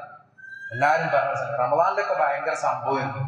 റമദാൻ കഴിഞ്ഞ് ഇങ്ങനെ പെരുന്നാൾ കഴിഞ്ഞ് 6 നോമ്പും കഴിഞ്ഞ് കുറച്ചൊക്കെ ഇങ്ങനെ പോയി 1 മാസം കഴിഞ്ഞ് 2 മാസം കഴിഞ്ഞ് അപ്പൊ ഇതിനൊക്കെ ഇങ്ങനെ ആ ലെവൽ ഇങ്ങനെ കുറയും, ബാറ്ററി ചാർജിങ് ഇങ്ങനെ തീരാൻ തുടങ്ങും. അതാണ് എല്ലാരും പറയാൻ പോണ ഒരു പരാതി. നമുക്കൊക്കെ ഉണ്ടാകുന്ന അനുഭവമാണ്. റമദാനില് ഒരു ആവേശം ഉണ്ടായിരുന്നു, ആവേശം പോയി. അതാണ് എല്ലാരും പറയാ. സഹോദരങ്ങളെ, എന്തുകൊണ്ടാണ് അത് ഉണ്ടാകുന്നത്? റമദാനിൽ നമ്മൾ ഖുർആൻ ധാരാളം ഓതി, റമദാനിൽ നമ്മൾ രാത്രി നമസ്കരിച്ചു, റമദാനിൽ നമ്മൾ നോമ്പ് നോറ്റു. ഇതിലേതെങ്കിലും ഒന്ന് റമദാൻ അല്ലാത്ത സമയത്ത് ഇല്ലാത്തതുണ്ടോ? നോമ്പ് റമദാനിൽ മാത്രമാണോ? സുന്നത്ത് നോമ്പുകളില്ലേ? ഖുർആൻ റമദാനിലേക്ക് മാത്രം അവതരിപ്പിക്കപ്പെട്ടതാണ്, റമദാനിലാണ് അവതരിച്ചത്. പക്ഷേ റമദാനിലേക്ക് മാത്രമാണ് എന്ന് എവിടെയും പറഞ്ഞിട്ടില്ല. നേരെ മറിച്ച് എല്ലാ സമയത്തും പാരായണിച്ചിട്ടുണ്ട്. രാത്രി നമസ്കാരം റമദാനിൽ മാത്രമാണ് അല്ലല്ലോ. അപ്പൊ അതൊക്കെ നമ്മൾ മാറ്റി നിർത്തിയിട്ട് നമ്മൾ പറയാണ് നമുക്ക് ആ പഴയ ആവേശം കിട്ടുന്നില്ല, റമദാനിലുള്ള ആ ഊർജം നമുക്കില്ല എന്ന് പറഞ്ഞാൽ പ്രശ്നം എവിടെയാണ് എന്ന് മനസ്സിലാക്കാൻ ജസ്റ്റ് സൂചിപ്പിച്ചു എന്ന് മാത്രം. അതുകൊണ്ട് സഹോദരങ്ങളെ, റമദാനിന്റെ ചൈതന്യങ്ങളെ പൂർണ്ണമായി ഉപയോഗപ്പെടുത്തിക്കൊണ്ട് അതെല്ലാം ഏറ്റെടുത്തുകൊണ്ട് നമുക്ക് മുന്നോട്ട് പോകാൻ സാധിക്കണം. അതുപോലെ തന്നെ റമദാൻ കഴിഞ്ഞാലും ആ ചൈതന്യങ്ങളൊക്കെയും തുടർന്നു കൊണ്ട് പോകാനും നമുക്ക് സാധിക്കണം. അല്ലാഹു സുബ്ഹാനഹു വ തആല തൗഫീഖ് നൽകി അനുഗ്രഹിക്കുമാറാകട്ടെ. റമദാൻ ഉപകാരപ്പെടുന്നവരിൽ അല്ലാഹു സുബ്ഹാനഹു വ തആല നമ്മെ ഉൾപ്പെടുത്തി അനുഗ്രഹിക്കുമാറാകട്ടെ. റമദാൻ പലതും വന്നു കിട്ടിയിട്ടും ആ റമദാനെ ഉപയോഗപ്പെടുത്താതെ അള്ളാഹുവിന്റെ കാരുണ്യത്തിൽ നിന്ന് അകറ്റി നിർത്തപ്പെടുന്ന ആളുകളിൽ നിന്നും അവരുടെ സഹോദരങ്ങളിൽ നിന്നും അല്ലാഹു സുബ്ഹാനഹു വ തആല നമ്മെ കാത്തുരക്ഷിക്കുമാറാകട്ടെ. റമദാനിലൂടെ പാപങ്ങളെ കുഴിച്ചു കളയുന്ന, പാപങ്ങളിൽ നിന്ന് മുക്തരാകുന്ന ആളുകളിൽ അല്ലാഹു സുബ്ഹാനഹു വ തആല നമ്മെ എല്ലാവരെയും ഉൾപ്പെടുത്തുമാറാകട്ടെ. ബാബു റയ്യാനിലൂടെ സ്വർഗ്ഗത്തിൽ പ്രവേശിക്കാനുള്ള തൗഫീഖ് അല്ലാഹു സുബ്ഹാനഹു വ തആല നമുക്ക് നൽകി അനുഗ്രഹിക്കുമാറാകട്ടെ. നമ്മുടെ നോമ്പും നമ്മുടെ രാത്രി നമസ്കാരങ്ങളും നമ്മുടെ പ്രാർത്ഥനകളും നമ്മുടെ ഖുർആൻ പാരായണം എല്ലാ സൽക്കർമ്മങ്ങളും അല്ലാഹു നമ്മിൽ നിന്ന് സ്വാലിഹായ അമാലുകളായി വലിയ പ്രതിഫലം നൽകി അനുഗ്രഹിക്കുമാറാകട്ടെ.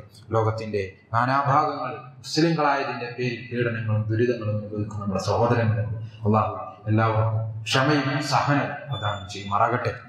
അവരുടെ ക്ഷമയുടെയും സഹനത്തിന്റെയും പ്രതിഫലമായി വലിയ അജ്ർ അവർക്ക് നൽകി അനുഗ്രഹിക്കുമാറാകട്ടെ.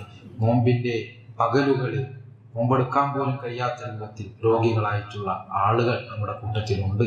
അള്ളാഹു എല്ലാവർക്കും പരിപൂർണമായ ശിഫാഇനെ പ്രദാനം ചെയ്യുമാറാകട്ടെ. മരണപ്പെട്ടുപോയ നമ്മുടെ മാതാപിതാക്കൾ, ബന്ധുമിത്രാദികൾ, ഉസ്താദുമാർ എല്ലാവരുടെയും ഖബറിടങ്ങളെ അള്ളാഹു വിശാലമാക്കുകയും പ്രകാശപൂരിതമാക്കുകയും അവരെയും നമ്മയും അവരുടെ ജന്നാത്തുൽ ഫിർദൗസിൽ പാപമുക്തരായി ഒരുമിച്ച് ചേർക്കുകയും ചെയ്യുമാറാകട്ടെ. അല്ലാഹു മഗ്ഫിർ ലിൽ മുഅ്മിനീന വൽ മുഅ്മിനാത്ത് വൽ മുസ്ലിമീന വൽ മുസ്ലിമാത്ത് വൽ അഹ്യാഇ മിൻഹും വൽ അംവാത്ത് ഇന്നക മുജീബു ദഅവാതി വ യാ ഖാദിയൽ ഹാജാത്ത്. അല്ലാഹുമ്മ ഹാസിബ്നാ ഹിസാബൻ യസീറാ. اللهم يا مقلب القلوب ثبت قلوبنا على دينك. اللهم ربنا اصرف عنا عذاب جهنم إن عذابها كان غراما إنها ساءت مستقرا ومقاما. ربنا هب لنا من أزواجنا وذرياتنا قرة أعين واجعلنا للمتقين إماما. ربنا تقبل منا إنك أنت السميع العليم وتب علينا إنك أنت التواب الرحيم. ربنا آتنا في الدنيا حسنة وفي الآخرة حسنة وقنا عذاب النار. آمين آمين برحمتك يا أرحم الراحمين. وصلى الله على محمد وعلى آله وصحبه أجمعين والحمد لله رب العالمين. سبحانك اللهم وبحمدك أشهد أن لا إله إلا أنت أستغفرك وأتوب إليك. والسلام عليكم ورحمة الله وبركاته.